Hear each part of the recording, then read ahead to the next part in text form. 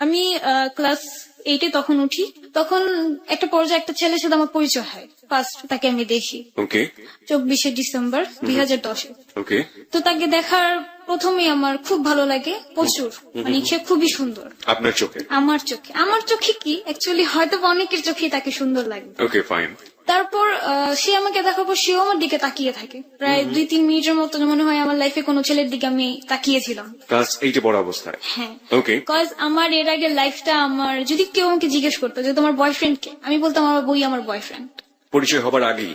হ্যাঁ, মানে যদি কখনো, মানে এর আগে আমার রিলেশন হওয়ার আগে। তো সেটাই বলছি যে ছেলেদের সাথে হ্যাঁ। রিলেশন হবার আগে আপনি এরকম ভাবে পরিচয় দিতেন সবার কাছে, মানে বলতে ভালো লাগতো আপনার, তাই তো? হ্যাঁ। তারপর? কারণ আমি আমার পড়াশোনাটাকে, আমার নিজের জিনিসটাকে আমি খুব বেশি দিতাম গ্রহণ। আমি চিন্তা ভাবনা এটাই ছিল যে না, আমি কখনো রিলেশন করবো না, এটা সেটা। বাট লাভ তো এমন একটা জিনিস, না চাই তো আইসা পড়ে লাইফে। তো তখনই হঠাৎ তার সাথে আমার পরিচয় হয়। তো সে বাইকে ছিল আর Okay. আমি রোডে ছিলাম। তো জ্যাম ছিল, আর আমাদের পুরান ঢাকায় তো অনেক মানুষ, তো হাঁটা চলাতেও দাঁড়াইতে হয়। জি। তা আমিও দাঁড়াইছিলাম, সে তার বাইক নিয়ে দাঁড়াইছিল। সেদিন সে সাদা শার্ট পরা ছিল, এত সুন্দর লাগতেছিল। আমার লাইফের ফার্স্ট কোন ছেলেকে আমার অনেক ভালো লাগে। তো সেও আমার দিকে অনেকক্ষণ তাকিয়ে থাকে। তো কিছুক্ষণ পর সে তার বাইকটা রেখে আমার পিছিয়ে পিছিয়ে আসা শুরু করে। আস্তে আস্তে আস্তে আমার বাড়ি পর্যন্ত আসে। তারপর সেই বাড়ি থেকে আমি আমার মার্কেটে যাই, আমাদের এখানে নবাবগঞ্জ মার্কেট আছে, সেখানে যাই। তো সেখানে সে আমাকে পিছিয়ে পিছিয়ে বলতেছে যে এক্সকিউজ মি, আপনার নাম থেকে আমি জানতে পারি?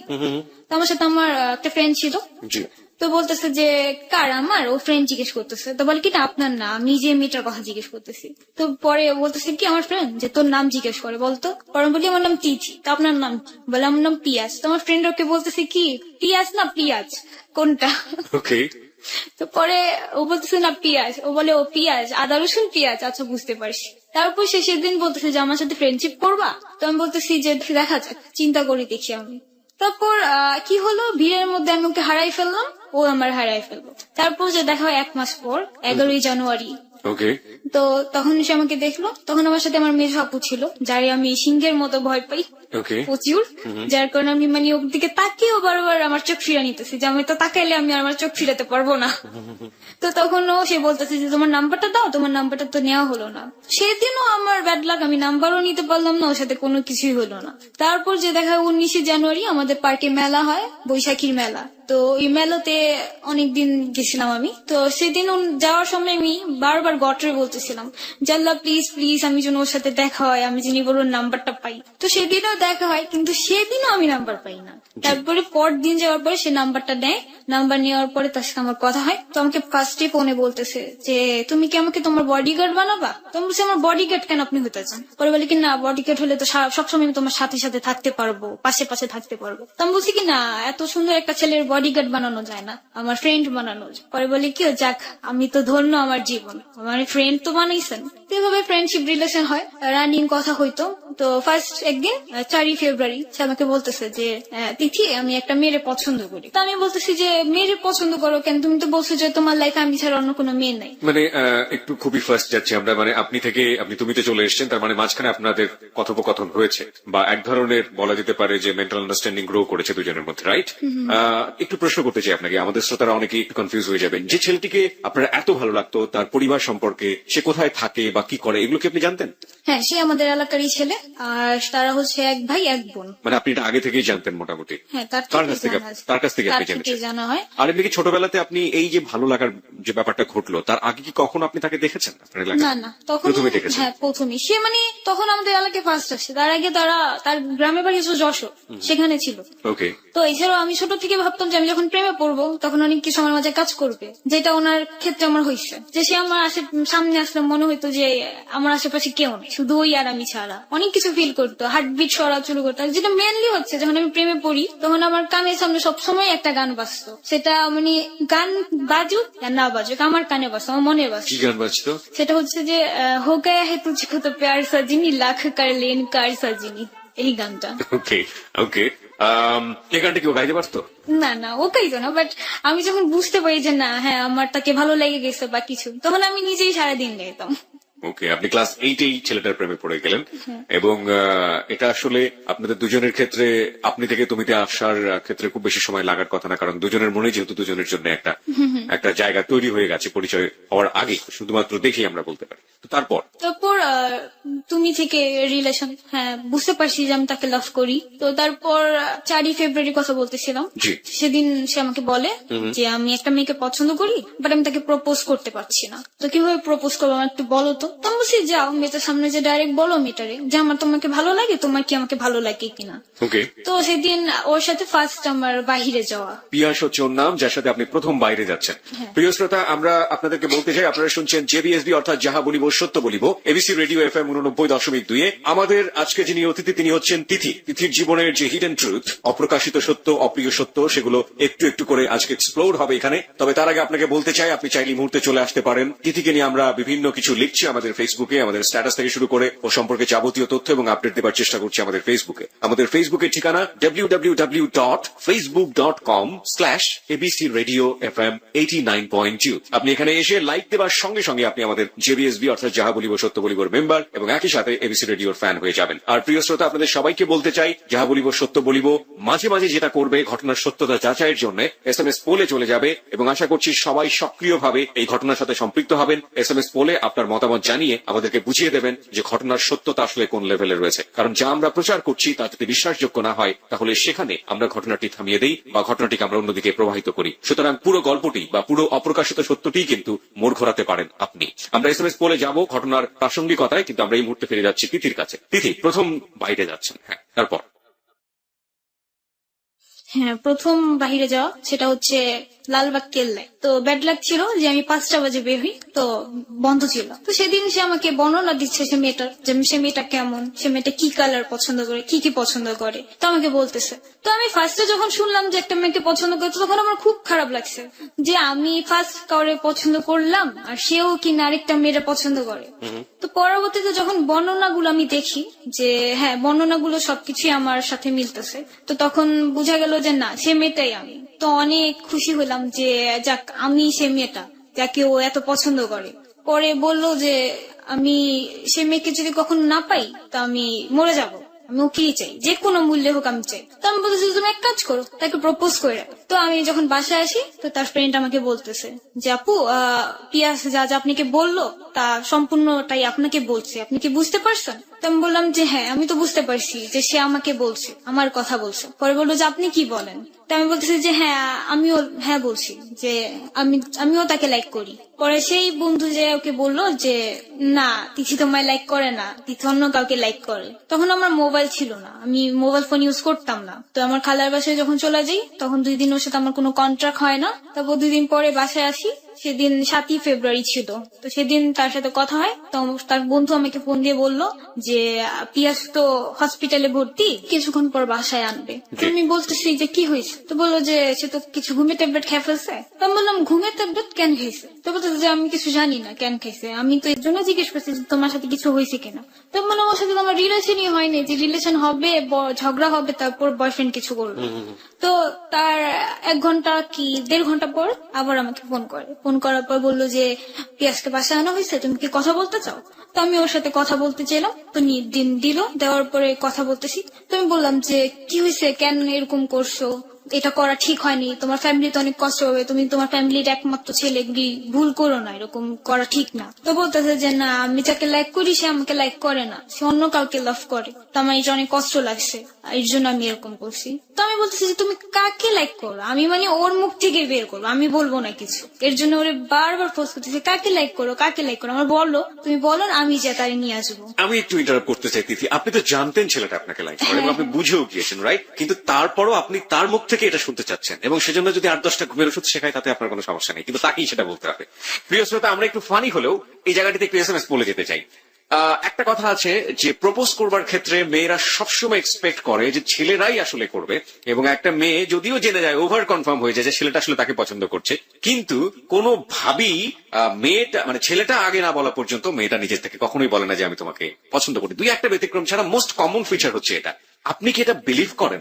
যদি আপনি বিলিভ করেন তাহলে আপনি লিখবেন ইয়েস, কারণ আমরা বিশ্বাস করি যে প্রত্যেকেরই জীবনে ভালোবাসা এসছে এবং কোনো না কোনো ভাবে প্রত্যেকেই অভিজ্ঞতার মধ্য দিয়ে গিয়েছেন। আমরা একটু জানতে চাই যে এটা সিচুয়েশনটা আসলে কি। আপনি যদি বিলিভ করেন তাহলে আপনি লিখবেন ইয়েস, আপনি যদি বিলিভ না করেন এবং আপনি যদি মনে করেন যে না মেয়েরাই করতে পারে বা মেয়েরাও আসলে 50-50, মেয়েরাও করে ইকুয়ালি, তাহলে আপনি লিখবেন নো, NO, নো লিখে পাঠিয়ে দেবেন 8920 নম্বরে। খুব দ্রুত পার্টিসিপেট করতে হবে, কারণ একটু পরপরই আমরা SMS পোলে যাবো এবং আমরা ঘটনার সত্যতা আসলে কোন পর্যায়ে রয়েছে সেটার রেজাল্ট আপনাদেরকে জানিয়ে দেবো। SMS পোল নিয়ে কাজ করছে আর যে সুমন এবং সাউন্ড এডিটর মঞ্জু। আমরা আবারও ফিরে যাচ্ছি সত্য উদ্ঘাটনে। তারপর তারপর সে তখন অনেক কিছু ফোর্স করার পর বলে কি, তুমি বুঝো না আমি তো তোমাকে লেক করি, তুমি এত বোকা কেন, তুমি বুঝতেছো তারপর তুমি আমাকে ফোর্স করতেছো কেন আমাকে ঘুমের ওষুধ খাওয়াচ্ছ?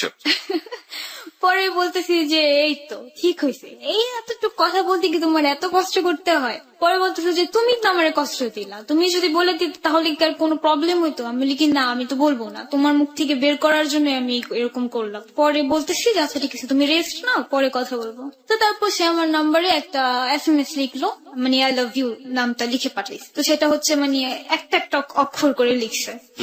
তো সেটা দেখলাম, তো দেখার পর এত ভালো লাগলো যে ফার্স্ট ভালোবাসার মানুষের থেকে এই ওয়ার্ডটা শোনা।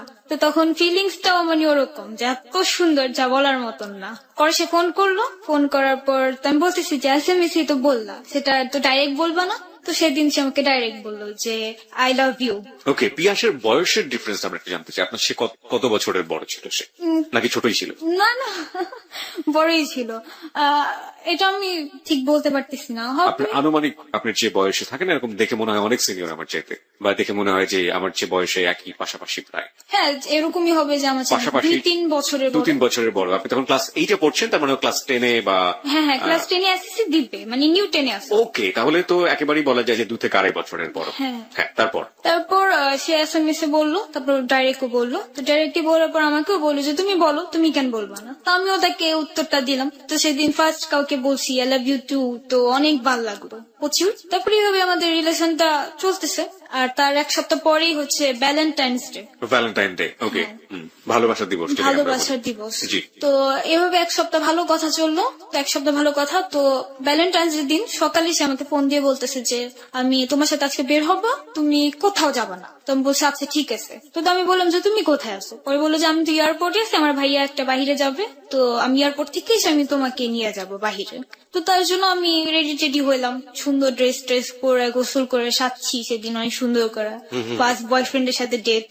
তো রেডি হয়েছি, আমার ফ্রেন্ড বের হয়েছে তাদের বয়ফ্রেন্ডদের নিয়ে, তো আমি তাদের সাথেই বের হয়েছি। বের হওয়ার পরে মানে আমি ভাবছি যে আমি ওখানে যাই ফোন দেবো। 4টা বাজে বের হয়েছি আমি, তো 4টা 4:30টার দিকে আমি ফোন দিছি ওরে, তুমি কোথায় আসো? ওই বলতেছে যে আমি আসতেছি, তারও আসতেছি। তো এরকম করলাম 7টা 4:30টা, তো 5টা বাজে তার মোবাইল অফ, তার কোনো খোঁজ নেই। তো সেদিন লাগলো প্রচুর ফাটাফাটি ঝগড়া। সেদিন আমি মনে হয় কাউরে তুই করেও বলছি ওরে যে তুই আমার আর ফোন দিবি না, তোর সাথে আমার কোনো কথা নেই। জীবনের প্রথম ডেট যেটা বলতে পারি আমরা, যে সুইট মোমেন্ট হওয়ার কথা, সেটা প্রথমে এরকম কষ্টের হলো এবং সেই কষ্টের বহিঃপ্রকাশ হচ্ছে প্রচন্ড রাগারাগি। প্রচন্ড রাগারাগি। তো আমাকে বলতেছে যে সরি, আই এম সরি, আমি আর কখনো এরকম করবো না, আই এম সরি, দেখো আমার তো প্রবলেম হয়েছে। তো আমি বলতেছি তুমি ওকে বলতে তো পারতা ফোন দিয়ে, তুই আমার আর ফোনই দিবি না, তুই ফোন রাখ। তো রাগারাগি করে ফোনটা রেখে দিলাম। 2 দিন অনেক কষ্ট লাগতেছে, কেন রাগারাগি করলাম। এখন আমি নিজেই তো থাকতে পারতেছি না, নিজেই তো বুঝতেছি যে কত কষ্ট আমার লাগতেছে, কাঁদতেছি, তা করতেছি, তাও আমি ফোন দিই না, আমি তাকে ফোন দিই না যে ফোন দিয়ে আমি বলবো না। 2 দিন পর সে নিজে আমার ফোন দিছে, ফোন দিয়ে বলতে আচ্ছা যা হয়েছে বাদ দাও না, ভুলা যাও, করো, আমার অ্যাকসেপ্ট করে নাও, আবার আমি আর এরকম করবো না। তো পরে আবার মেনে নিলাম। এভাবে 1 মাসের মতো রিলেশন ছিল আমাদের। তখন খুব সুন্দর মুহূর্ত, খুব সুন্দর সুন্দর কথা হতো, অনেক ভাবে কথা হইতো। ওর ফ্রেন্ডরা আমার ভাবি ডাকতো, যে ওরে যে বলতো রাস্তায় যদি দেখতো এই পিয়াস ভাবি রে দেখছি এই জায়গায়, এটাও আমার বলতো। আবার বলতো যে যেখানে যাবা তুমি আমাকে সাথে করে নিয়ে যাবা, আর যদি আমার না নিয়ে যাও দেখো অনেক বড় রাগারাগি হয়ে যাবে কিন্তু। তো অনেক টেক কেয়ারিং ভাবে ফার্স্ট পর্যায়ে রাখতো। তো 1 মাস মতো রিলেশন থাকার পরে 7ই মার্চ তার সাথে আমার ঝগড়া লাগে। আর তার ফ্রেন্ড, যেই একটা ফ্রেন্ড ছিল তাদের, ওই ফ্রেন্ডটা আমাকে পছন্দ করতো। ওকে, আমরা ঠিক এই গল্পের এই বাগটাতে, আমরা সত্য উদ্ঘাটনের এই বাগটাতে ফিরবো, তবে তার আগে SMS পোলের রেজাল্ট আমরা একটু জেনে নিই। প্রিয় শ্রোতা, SMS পোলের রেজাল্ট আমাদের হাতে চলে এসেছে সম্পূর্ণ কম্পিউটারাইজ পদ্ধতিতে। আমরা SMS পোলের রেজাল্ট জানিয়ে দিচ্ছি। চলুন, কত শতাংশ লোক ওই ঘটনাটিকে বিশ্বাস করেছে যে না, মেয়েরা আসলে মনে প্রাণ এক্সপেক্ট করে যে ছেলেটাই আসলে আগে প্রস্তাব করুক, এবং সেটা মোটামুটি দুজনের কাছে জানাজানি থাকলেও যে দুজন দুজনকে পছন্দ করে। দেখি কম্পিউটার কি বলে, কত % লোক এটাকে বিশ্বাস করেছে। Yes, 95%. No, 4%. No comments. 1%.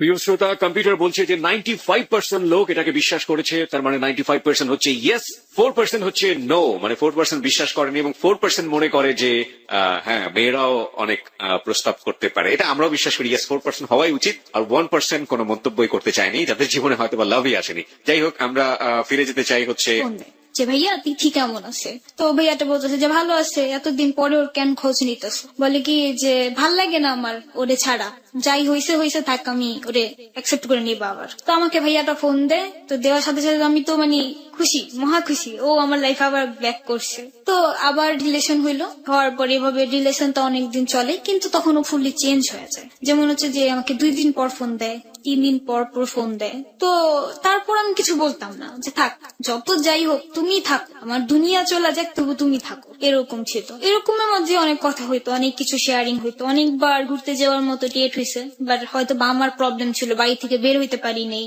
তো ওরও প্রবলেম হইতো, এরকম ছিল। তো এভাবে রিলেশন চলতে থাকে, চলতে চলতে প্রায় 2.5 বছরের মতো, 1.5 বছরের মাথায় আমি জানতে পারি যে সে নেশা করে।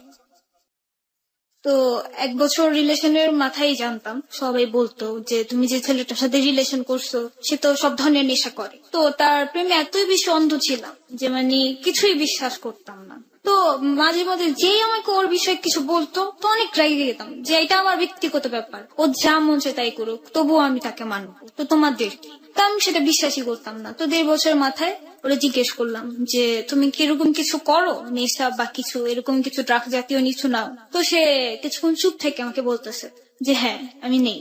তো আমি বললাম কি কি নাও? ওরা বললো যে আমি ইয়াবা খাই আর মদ মানে ড্রিঙ্কস করি। তা আমি যতটুকু জানি যে ও সব ধরনের নেশা করে, প্যান্সিটেল, গাঁজা, ইয়াবা এগুলি সব খায়, ট্যাবলেট।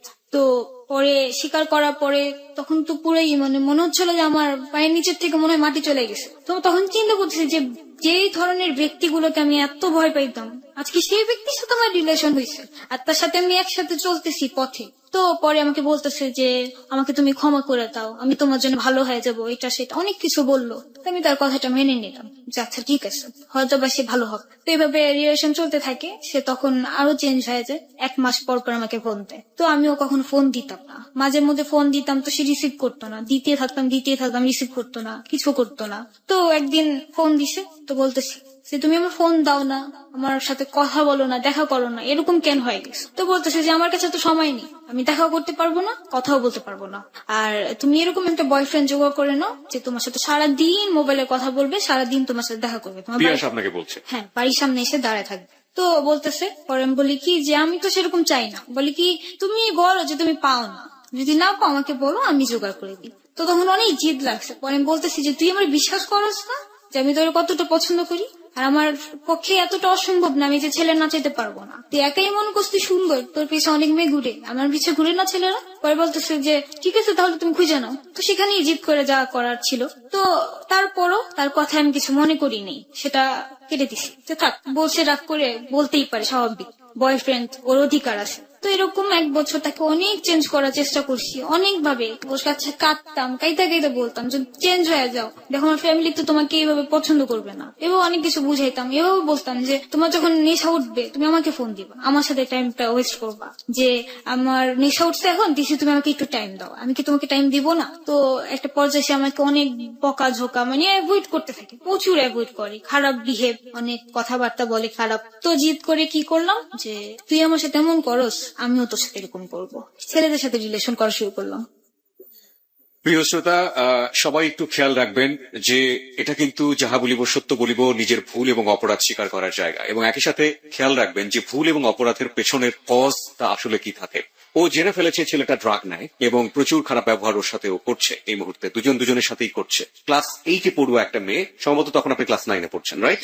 ক্লাস 9-এ পড়ুয়া একটা মেয়ের মেন্টাল ম্যাচুরিটি আসলে কতটুকু হতে পারে, এবং একই সাথে আমরা বলতে পারি যে ছেলেটার সাথে ওর প্রেম হয়েছে তারই বা বয়স কতটুকু। দুজন দুজনের সাথে ঝগড়া হচ্ছে এবং দুজনই একজন তো বিপদগামী আগে থেকেই ছিল এবং আজকের যিনি অতিথি তিনি কিন্তু ধীরে ধীরে বিপদগামী হচ্ছেন। তার বয়সটি কিন্তু এখানে জাজমেন্টের একটা বড় ব্যাপার রয়েছে। তাকে আমরা এই কোশ্চেনটি ছুড়ে দিব না যে সে তো ড্রাগ অ্যাডিক্ট ছিল, তাহলে সেটা জানার পরেও কেন আপনি ওর কাছ থেকে এত বেশি কিছু এক্সপেক্ট করতেন, কিংবা তার জন্য কেন আপনার খারাপ হতে হবে, তার জন্য কেন আপনার এই চ্যালেঞ্জগুলো নিতে হবে এটা জানার পরেও যে সে ড্রাগ অ্যাডিক্ট ছিল। তার চেয়ে বরং আপনি এভাবে ভাবার চেষ্টা করুন ওর বয়সটা এবং ওর ক্রেজিনেসটা।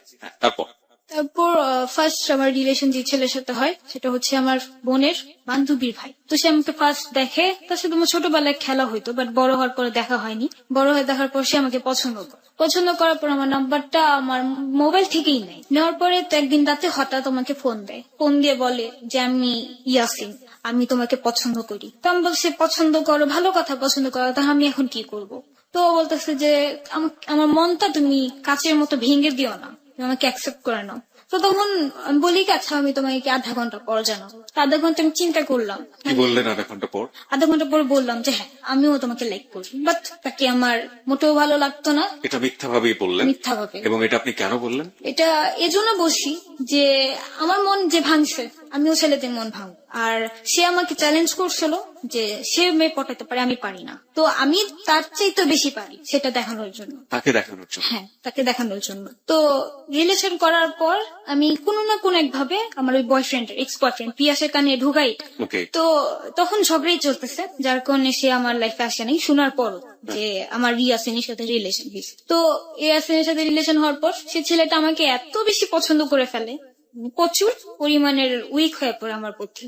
কিন্তু মানে আমি তার প্রতি কোনো মতনই ফিলিংস ছিল না আমার, আর তার আমার প্রতি প্রচুর ফিলিংস হয়ে যায়, অনেক বেশি সে আমার প্রতি উইক হয়ে পড়ে। তো একটা পর্যায়ে আমি তাকে 3 মাসের মাথায় বলি যে আই এম সরি, আমি তোমার সাথে রিলেশন রাখতে পারবো না। তো আমাকে বলতেছে যে কেন রাখতে পারবে না? ও তো খুব কান্নাকাটি যে তুমি আমার সাথে এমন কেন করবা, এটা সেটা অনেক কিছু। তো ইয়াসিন রে যখন আমি অনেক কষ্ট দিই হার্ট দেওয়ার পরে, সে প্রথমেই সিগারেট খাওয়া ধরে। ছেলেটা খুব ভালো ছিল, প্রচুর ধার্মিক ফ্যামিলির একটা ছেলে, যে 5 ওয়াক্ত নামাজ পড়তো আর কোরআনে হাফেজ ছিল।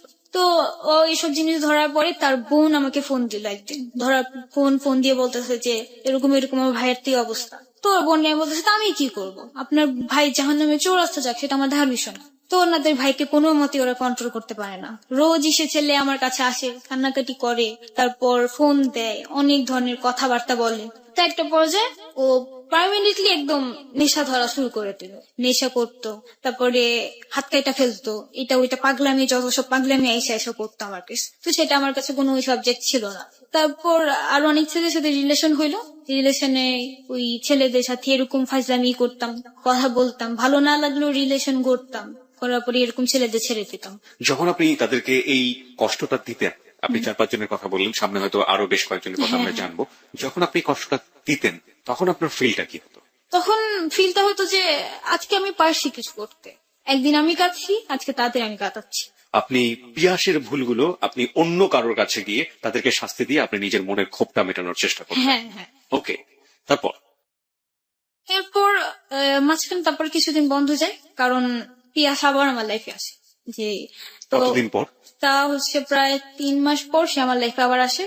তো আসার পরে সে আমাকে বলে যে আমি তোমার নামে এগুলো কি শুনতেছি, আমার কানে তো সবকিছুই আসে। তো আমি মনে মনে বলতেছি তোমার কানে যাওয়ার জন্যই তো আমি ব্যবস্থা করে রাখতাম। পরে রিলেশন হয়, পরে বললো যে তুমি সব ছেড়ে দাও। তা আবার ছেড়ে দিলাম আমি সবকিছু, যে আচ্ছা ঠিক আছে, ও তো আমার লেখায় শেষ করছে, আর কিছু লাগবে না আমার, এরকম চিন্তা ভাবনা। তো ক্লাস 9-এ ওঠার পরই আমার পড়াশোনাটা বন্ধ হয়ে যায়, কজ আমার বাবা বিজনেসে পুরো লস খেয়ে যায়, 1 কোটি টাকার মতো লস খায় আমার বাবা। পরে এই 2 বছরই এরকম করতে থাকি, এক এক ছেলের সাথে রিলেশন করি, অনেক জায়গায় ছেলে। যেমন আমার পরিচয় অনেক হয় যে কোথাও ঘুরতে গেতাম, তো ছেলেরা আমার নাম্বার দিত, 1টা 2টা 3টা 4-5টা করে নাম্বার পাইতাম। তো সে 4-5টারই এসে মাসে এসে মিস কল দিতাম, মিস কল দিলে সে ব্যাক করতো, কথা বলতাম, কথা বলার পর একদিন দেখা করতো, জাস্ট একটা দেখা। আর যেটা হচ্ছে যে বড় কথা, যে ছেলেরা আমার সাথে কথা বললে আমার দেখে যতটুকু পছন্দ করে তার চাইতে বেশি আমার সাথে মানে কথা বলে মায়া বেশি পড়ে যায়। মানে টার্গেট যেটা ছিল যে কোনো ভাবেই হোক ওকে হার্টলি আপনার প্রতি অনেক বেশি দুর্বল করে ফেলা। দুর্বল করাটা। ওকে, এবং এটার মধ্যে আপনি খারাপ বলতে যেটা বোঝাচ্ছেন, ফোনে এক ধরনের শারীরিক সম্পর্ক, এই দিকে কোনোভাবেই আপনি যেতেন না না না, একদম কখনোই যেত না। হ্যাঁ, তারপর? তো পরে এরকম ভাবে রিলেশন হয়, তো ছেলেরা তো হয়ে গেত মেন্টাল। তো আর উইক করার যেটা হচ্ছে পদ্ধতি, মেয়েদের একটু ইন্টারেস্টিং কথা বলে ছেলের এমনি তো উইক হয়। কি ধরনের ইন্টারেস্টিং? ইন্টারেস্টিং বলতে যে মানে কথার আগে জান ছাড়া কথা বলা যাবে না, জান পড়ান। আর খুব ইমোশনাল হয়ে মানে কিছু কথা বলতে হবে, যে একটা পর্যায়ে যে জানো আমি আগে যত ছেলের সাথে যাই কথা বলছি, বাট তোমার প্রতি আমার অন্যরকম একটা ফিলিংস আসছে, আমার তোমার কেমন জানি ভালো লাগে, আমি বুঝতে পারছি আমি তোমায় ছাড়া আর কোনোদিন থাকতে পারবো না, এই টাইপের কথাবার্তা। এরকম টাইপের আর অনেক কথাই মানে পটানোর মতো যে ছেলেদের কথাগুলো ছিল। এখানে আমি একটু সেগুলা- ক্যাশন দিতে চাই। ক্যাশন মানে সতর্কীকরণ। সেটা হচ্ছে আপনার গার্লফ্রেন্ড যদি আপনাকে এই ধরনের কথা বলে, আপনি দয়া করে তাকে সন্দেহ করবেন না, কারণ সবাই কিন্তু তিথির মতো ঘটনার মধ্য দিয়ে যাননি। সুতরাং এই টাইপের কথাবার্তা বললে আজকে যে ছেলেরা জেবিএসবি অর্থাৎ যাহা বলিব সত্য বলিব শুনছেন, তারা কনফিউজ হয়ে যাবেন যে না, শেষ পর্যন্ত শোনার পরে তিথির মতো আমার সাথে হচ্ছে কিনা। আপনি কি প্রত্যেককে এভাবে বলে দিতেন যে আমি তোমার সাথে একটা চিট করেছি এভাবে, নাকি প্রত্যেককে আলাদা আলাদা ফর্মেট শাস্তি দিতেন? যেমন হচ্ছে যে মানে কিছু কিছু ছেলে যেটা বুঝতাম যে না খুব ইমোশনাল টাইপের, তাদের বলতাম যে আমার বিয়ে ঠিক হয়ে গেছে, আমার এঙ্গেজমেন্ট হয়ে গেছে, এরকম কিছু কথা বলতাম, তো আমি পারবো না। আর যাদের বুঝতাম যে না থাক, ও অত বেশি একটা ইমোশনাল না, বাট ওরে হার্ট করতে বেশি মজা লাগবে, তো সেখানে ওরে ডাইরেক্ট বলতাম। তো এরকম কথা তো অনেক চেত ছেলেরা, কিন্তু চেতলেও বা বলতো যে চেতছি যাই করছি, বাট ভালো তো বাসি, কিছু করতে পারতেছি না। তো সবসময় ছেলের একটা কথাই বলতো যে তুমি একদিন বুঝবা, তুমিও একদিন কাঁদবা। কিভাবে আপনি ওদেরকে পেনাল্টি দিতেন হ্যাঁ। এবং আপনার সেই ফিলটা কি হতো, সেখান থেকে আমরা ফিরতে চাই। ফিলটা এটাই হতো যে আমার খুব ভালো লাগতো Okay. যে আমি একদিন কষ্ট পাইছি, মানে কাঁদছি, আজকে আমি কাউকে কাঁদাতে পারছি বা আমি কষ্ট দিতে পারছি, কিন্তু এটা চিন্তা করিনি কখনো যে সেটা ঠিক হয়নি। এভাবেই আমার রিলেশনের একটা বছর যেতে থাকে। একটা বছর আপনার এইভাবে আপনি কাটান এবং এর মাঝামাঝি আপনার পিয়াসের সাথে তেমন একটা যোগাযোগ হয়নি, রাইট? না, এর মাঝে মাঝে পিয়াসের সাথে কথা হইতো। ও কি জানতো যে আপনি এই ধরনের কাজ করছেন? হ্যাঁ, জানতো। ও কি বলতো? ও অনেক চিলাচিলি করতো যে এগুলা করুন, এগুলো ছেড়ে দাও, এটা সেটা। আমি তো আছি, কিন্তু মানে সে থাকলো বা কি, আমি যে কষ্টটা পাইছিলাম, মানে ও যে আমাকে যেভাবে আঘাত করতো, যে একটা মানুষকে সরাসরি আঘাত দেওয়াটা চেতে তিলে তিলে মারাটা খুব বেশি খারাপ, আর সে আমাকে তিলে তিলে মারতো। যেমন তার নামে অনেক কথা আমি মানুষের মুখে শুনতাম, অনেক খারাপ লাগতো। একটা মানুষ যাকে ভালোবাসে তখন কিন্তু প্রত্যেকটা মুহূর্তে সেই মানুষটার অপেক্ষায় সে থাকে। ও তো আমার 1 সপ্তাহ পর পর ফোন দিত শুক্রবারতে, তা আমি সেই শুক্রবার থেকে নিয়ে আগামী শুক্রবার পর্যন্ত আমার সেলফোনটা আমি এভাবে আমার কাছে আগলায় রাখতাম যে কখন সে আমাকে ফোন দিবে, কখন একটা রিং যদি আমার মিস হয়ে যায় আমি তো তার সাথে কথা বলতে পারবো না, আমি তো তার কণ্ঠটা শুনতে পারবো না। বা কখনো যদি ঝগড়া লাগতো অন্য নাম্বার থেকে ফোন দিয়ে তার হ্যালোটা শুনতাম, হ্যালোটা শুনে ফোনটা রেখে দিতাম। এই সময়টাতে আপনি তার সাথে কেন ফোন দিতে পারতেন না? এই এক সপ্তাহ ব্যাপী আপনি তো ইচ্ছে করলে আপনি ওর ফোনে ফোন দিতে পারতেন, কেন ওয়েট করতেন? কেন আপনি ফোন দিতেন?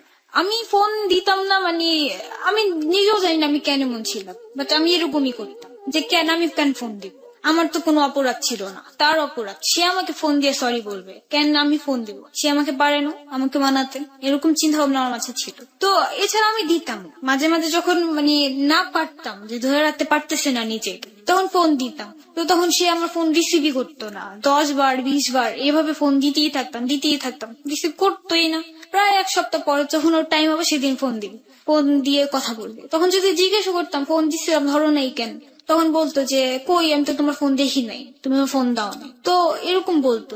তো প্রায় ফোন দিতাম, একই সময় দেখতাম মেয়ে রিসিভ করতো, জানতাম না মেয়ে কি হয়, বোন না কি, আই ডোন্ট নো, বাট কয়েকটা মেয়ে রিসিভ করছিল কয়েকবার। তো এছাড়াও ফ্রেন্ডদের মুখে শুনছি যে এই তো দেখলাম পিয়াস রে একটা মেয়ের সাথে ঘুরতেছে।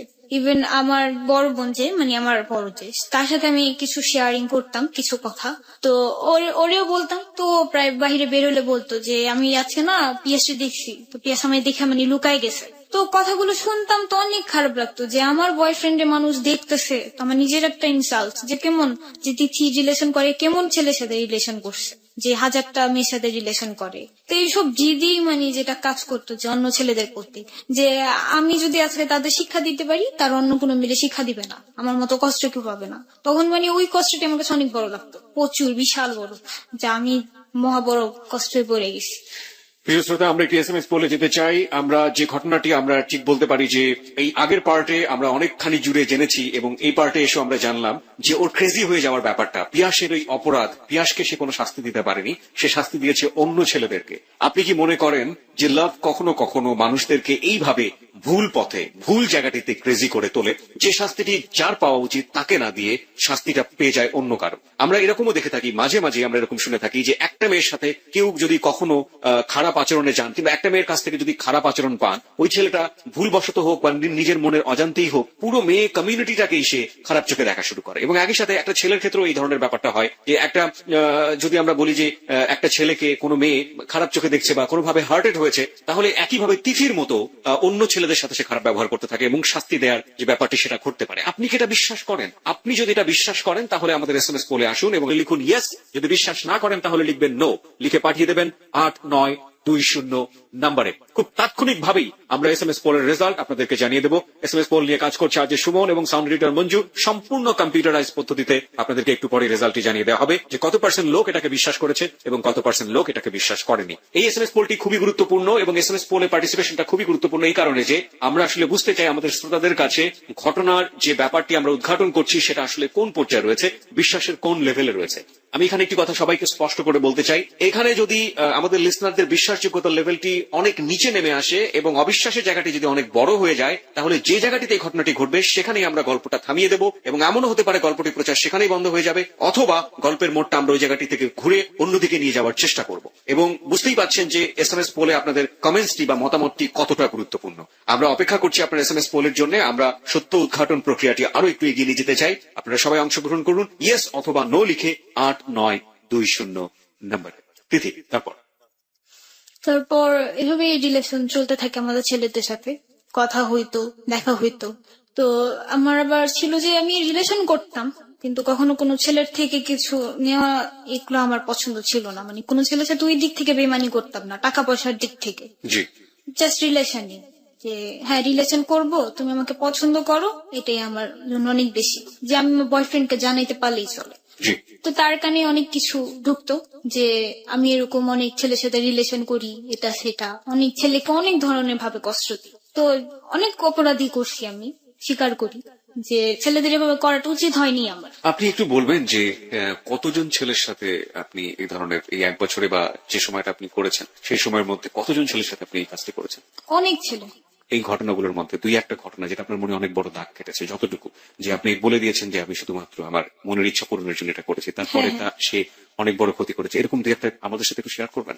হ্যাঁ, এই যে যেমন আমার ফার্স্ট যেটা, যার সাথে আমি রিলেশন করি, সে তো পুরোই বাদ হয়ে গেছে, রাস্তাঘাটের হিরঞ্চি হয়ে গেছে, যার নাম তো আমি শুনতেছি। হ্যাঁ, আমার মহল্লার যদি কেউ শুনে সে বিশ্বাস করবে যে হ্যাঁ ইয়াসিন যে এখন পুরোই বাদ হয়ে গেছে। আর এছাড়াও বাইরের কিছু ছেলে আছে যারা আমার জন্য অনেক কিছুই করছে, ট্যাবলেট টুবলেট খাই ফেলছে। তো বাইরের আরেকজন ছেলে আছে, ও হচ্ছে যাত্রাবাড়ির। তো ওই ছেলে এখনো পর্যন্ত মানে আমার জন্য অনেক কষ্ট পায়, অনেক কিছু করে। তার ফ্যামিলিতে সেও একমাত্র ছেলে, কিন্তু তবুও আমার জন্য অনেক পাগলামি টাগলামি করে। জাস্ট তার কথাই হচ্ছে আমাকে তিথি খাই না তো, যে মানে কথা বলতাম। আমার টার্গেট ছিল যে ফার্স্ট টার্গেট একটা ছেলেকে 3 মাস আমার লাইফে রাখবো, 3 মাস। হ্যাঁ, তারপরে যে আমার দিক থেকে হলো যে মানে বয়ফ্রেন্ডের দায়রা এত বেশি বেড়ে যায় যে তখন আর 3 মাস একজনকে রাখাটা আমার পক্ষে সম্ভব হয় না। তো 1 মাস করে একজনকে রাখতাম লাইফে। 1 মাস আজকেও আছে কালকে নেই, আবার 1 মাস আজকে আছে কালকে নেই, এরকম। ওই যে একটা কথা আছে না যে মাছকে যখন বলি দেওয়া হয় মাছ কিন্তু ছটফট ছটফট করে, আপনি দেখছেন নিশ্চয়ই। হ্যাঁ, অবশ্যই। ওই কিছু মাছ আছে না যে ক্যাটফিশ বলে, যেগুলো দেখবেন অনেকক্ষণ বেঁচে থাকে, মানে কড়াইয়ে দেওয়ার পরেও দেখবেন যে লাফায়। হ্যাঁ, তো যখন আপনি এই বলিটা দিতেন তাদেরকে, আলটিমেটলি তারা তো আপনাকে একদম জেনে শুনে ভালো মনে করেই জীবন সঙ্গী হিসেবে চিন্তা করতো। এবং জেনে শুনেই, হ্যাঁ। আর আমার ব্যাকগ্রাউন্ড জেনেই আমার লাইফে ছেলেরা আসতো। আর আসার পরে আমি বলতাম যে আমি কিন্তু অনেক ছেলের সাথে রিলেশন করি বা এটা সেটা, কিন্তু আমি এখন ভালো হয়ে গেছি। এই বিশ্বাসটা তাদের মাঝে আমি ঢুকাইতাম। মানে এই বিশ্বাসটা ঢোকানোর জন্য আপনি সত্যটাও বলতেন? হ্যাঁ, সত্যটাও বলতাম। আমি সত্য বলেই নিতাম যে আমার রিলেশন ছিল, তার প্রতি জিদ করে আমি ছেলেদের সাথে রিলেশন করছি। আমার প্রচুর ছেলের সাথে রিলেশন ছিল। আর এছাড়াও তারা আমার ব্যাকগ্রাউন্ড জেনেই আসতো, কারণ আমার ফুল মহল্লাই জানে। আমি কিন্তু আমার মহল্লা তো ভালো নামে বছরই জানি, খারাপ। মানে কারণ আপনার মহল্লায় আসলে কেউ জানে না যে একটু নেগেটিভ অ্যাঙ্গেলই আপনাকে সবসময় দেখে সবাই, যে আসলে কেউ জানে না যে কেন আমি এরকম করি। বিহাইন্ড দ্য স্টোরি কেউ জানে না। হ্যাঁ, আমার ভিতরেটা কেউ জানে না, জাস্ট উপর থেকে দেখে যে হ্যাঁ তিথি অনেকজনের সাথে রিলেশন করে, তিথি ভালো না, মেয়েটা ভালো না, যে কেন রিলেশন করবে। বাট এটা জানার চেষ্টা করে না যে কেন এরকম করে, কি কারণ। কারণটা ছিল হচ্ছে আপনার সাথে পিয়াসের সম্পর্ক। হ্যাঁ, কারণটাই এবং হচ্ছে এটা। আপনি এভাবে একের পর এক বলে দিয়ে যাচ্ছেন। ঠিক আমি জানতে চাইবো যে যখন এটা হতো, যখন আপনি ওকে বলতেন যে আমি তো এটা তোমার সাথে ফান করেছি বা এটা আমার নাটক ছিল, সেই মুহূর্তে ও অনেক কষ্ট পেত। হ্যাঁ, প্রচুর কষ্ট পেত। অনেক ছেলে তো মনে হয়, ছেলেরা তো কাঁদে না, কিন্তু অনেক ছেলে আছে আমার ফোনে হাউ মাউ করে কাঁদছে। মনে গেছে যে আমি সরাসরি বসে ওদের না বলছি, তা আমার পায়ের সামনে বসে বসে কাঁদছে, কিন্তু মানে আমার কথা ছিল না, আমি গ্রহণ করতেই পারবো না। যাদের আমি ইয়ের জন্য নিছি, আমার লাইফের ফান করার জন্য, তাকে আমি কখনো আমার লাইফ পার্টনার বানাতে পারবো না। এটাই ছিল আমার টার্গেট। আর কখনো মানে ওরকম ভালোই লাগতো না। আমি অনেক সুন্দর ছেলের সাথে রিলেশন করছি, তো এটা বলবো না যে না আমার বয়ফ্রেন্ড অনেক সুন্দর ছিল তারপরে আমি সুন্দর ছেলের সাথে রিলেশন করিনি। আমি অনেক নিষ্ঠা ছেলের সাথে রিলেশন করছি, অনেক সুন্দর ছেলেদের সাথে রিলেশন করছি। তো এভাবেই রিলেশন। অনেকে এরকম হতো না যে বিশ্বাসই করতে চাইতো না, মনে করতো আপনি ফান করছেন, এরকম হতো না অনেকে? হ্যাঁ হ্যাঁ, দেখা যায় যে 100 এর মধ্যে 80% যদি আমাকে লাইক করতো, তো 40% লাইক করতো না। তারাও আমার সাথে ফানের করে নিয়ে আসতো। কিন্তু যারা আমার সাথে ফান করতো আমি বুঝে গেতাম, তাদের সাথে আমি রিলেশন করতাম না। মানে এই জিনিসটার দিক থেকে অনেক বেশি চালাকির দিক থেকে আমি করতাম। যেমন তাদের বুঝতাম আর কি, আমি ফার্স্ট 2-3 দিন কথা বলে যে সে ছেলেটা কোন টাইপের, আমার টাইপের নাকি অন্য টাইপের। যদি আমি বুঝতে পারতাম যে না সে ছেলেটা আমার টাইপের না, তার লাইফের ফার্স্ট লাভই আমি হব বা সেকেন্ড লাভ আমি হব। যেমন যে সে একটা টার্গেট করছে যে আমার এই গার্লফ্রেন্ড চলে গেছে, তো আমি ওই গার্লফ্রেন্ডকে ভালোভাবে রাখবো। আর যেটাকে বুঝতে পারতাম যে না, এই যে আমার মতো ছেঁচড়া পোলাপান যেগুলি, যে একটা ধরবো আর একটা ছাড়বো, তাদের সাথে রিলেশন করতাম না। না ভাই, আমি কথা বলবো না, চলে যাও। প্রিয় শ্রোতা, তিথির একটি ছবি আমরা এই মুহূর্তে তিথির পারমিশন নিয়ে আমাদের ফেসবুকে দিতে চাই। আপনি কি আমাদেরকে অনুমতি দেবেন যে একটা ছবি যেটাতে আপনার কোনো ক্ষতি হবে না, এরকম একটা ছবি আপনি পারমিশন দিবেন যে আমাদের ফেসবুকে দেবার জন্য? হ্যাঁ, যদি আমার কোনো প্রবলেম না হয় তো অবশ্যই। ওকে, আমরা একটা ছবি, তিথির ছবি আমরা আমাদের ফেসবুকে দিচ্ছি। আপনারা চাইলে ওখানে এসে একটু এসেন্স পেতে পারেন এই গল্পের প্রয়োজনীয়তার প্রেক্ষাপটে। আমাদের ফেসবুকের ঠিকানা www.facebook.com/ABC Radio FM 89.2। আমি আবারও বলছি www.facebook.com/ABC Radio FM 89.2। ওখানে যাবেন, যাওয়ার পরে আপনি লাইক দেবেন। লাইক দেবার সঙ্গে সঙ্গে আপনি আমাদের যাহা বলিব সত্য বলিব অর্থাৎ JBSB এবং একই সাথে ABC রেডিওর মেম্বার এবং ফ্যান যাই বলি না কেন সেটা হয়ে যাবে। ঠিক আছে, আমরা ওই জায়গাটা থেকে আবারও ফিরি।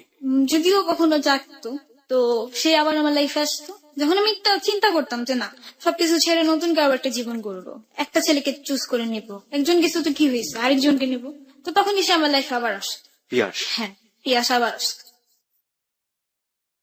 যে আমি এমন ওর প্রেমে এতই পাগল ছিলাম যে মানে জাস্ট ও যদি হ্যালোটা আমাকে বলতো, ওর হ্যালো শোনার পর আমার দুনিয়া আমি ভুলে গেতাম, যে দূর আমার দুনিয়া কই আছে, সব বাদ, ওই আমার সবকিছু। ও আমার সামনে দাঁড়ালো, মনে হয় আমি ওর যে আমাকে কত কষ্ট দিছে, কত যে আঘাত করছে, তো সবকিছু ভুলা মনে হইতো যে না থাক, আবার ওর সাথে রিলেশনটা করি, ওর তো আমি অনেক ভালো লাগে, ওর আমি অনেক ভালোবাসি। তো তখন আবার রিলেশন করতাম, ও একই কাজে আমার সাথে করতো, কিছুদিন কথা বলতো, তারপর শেষ বন্ধ করে দিত।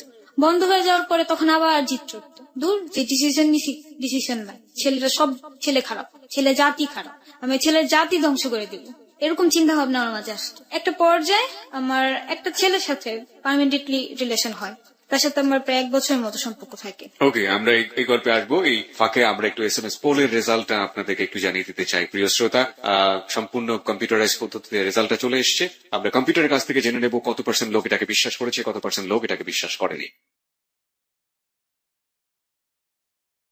Yes, 95%. No, 4%. No comments.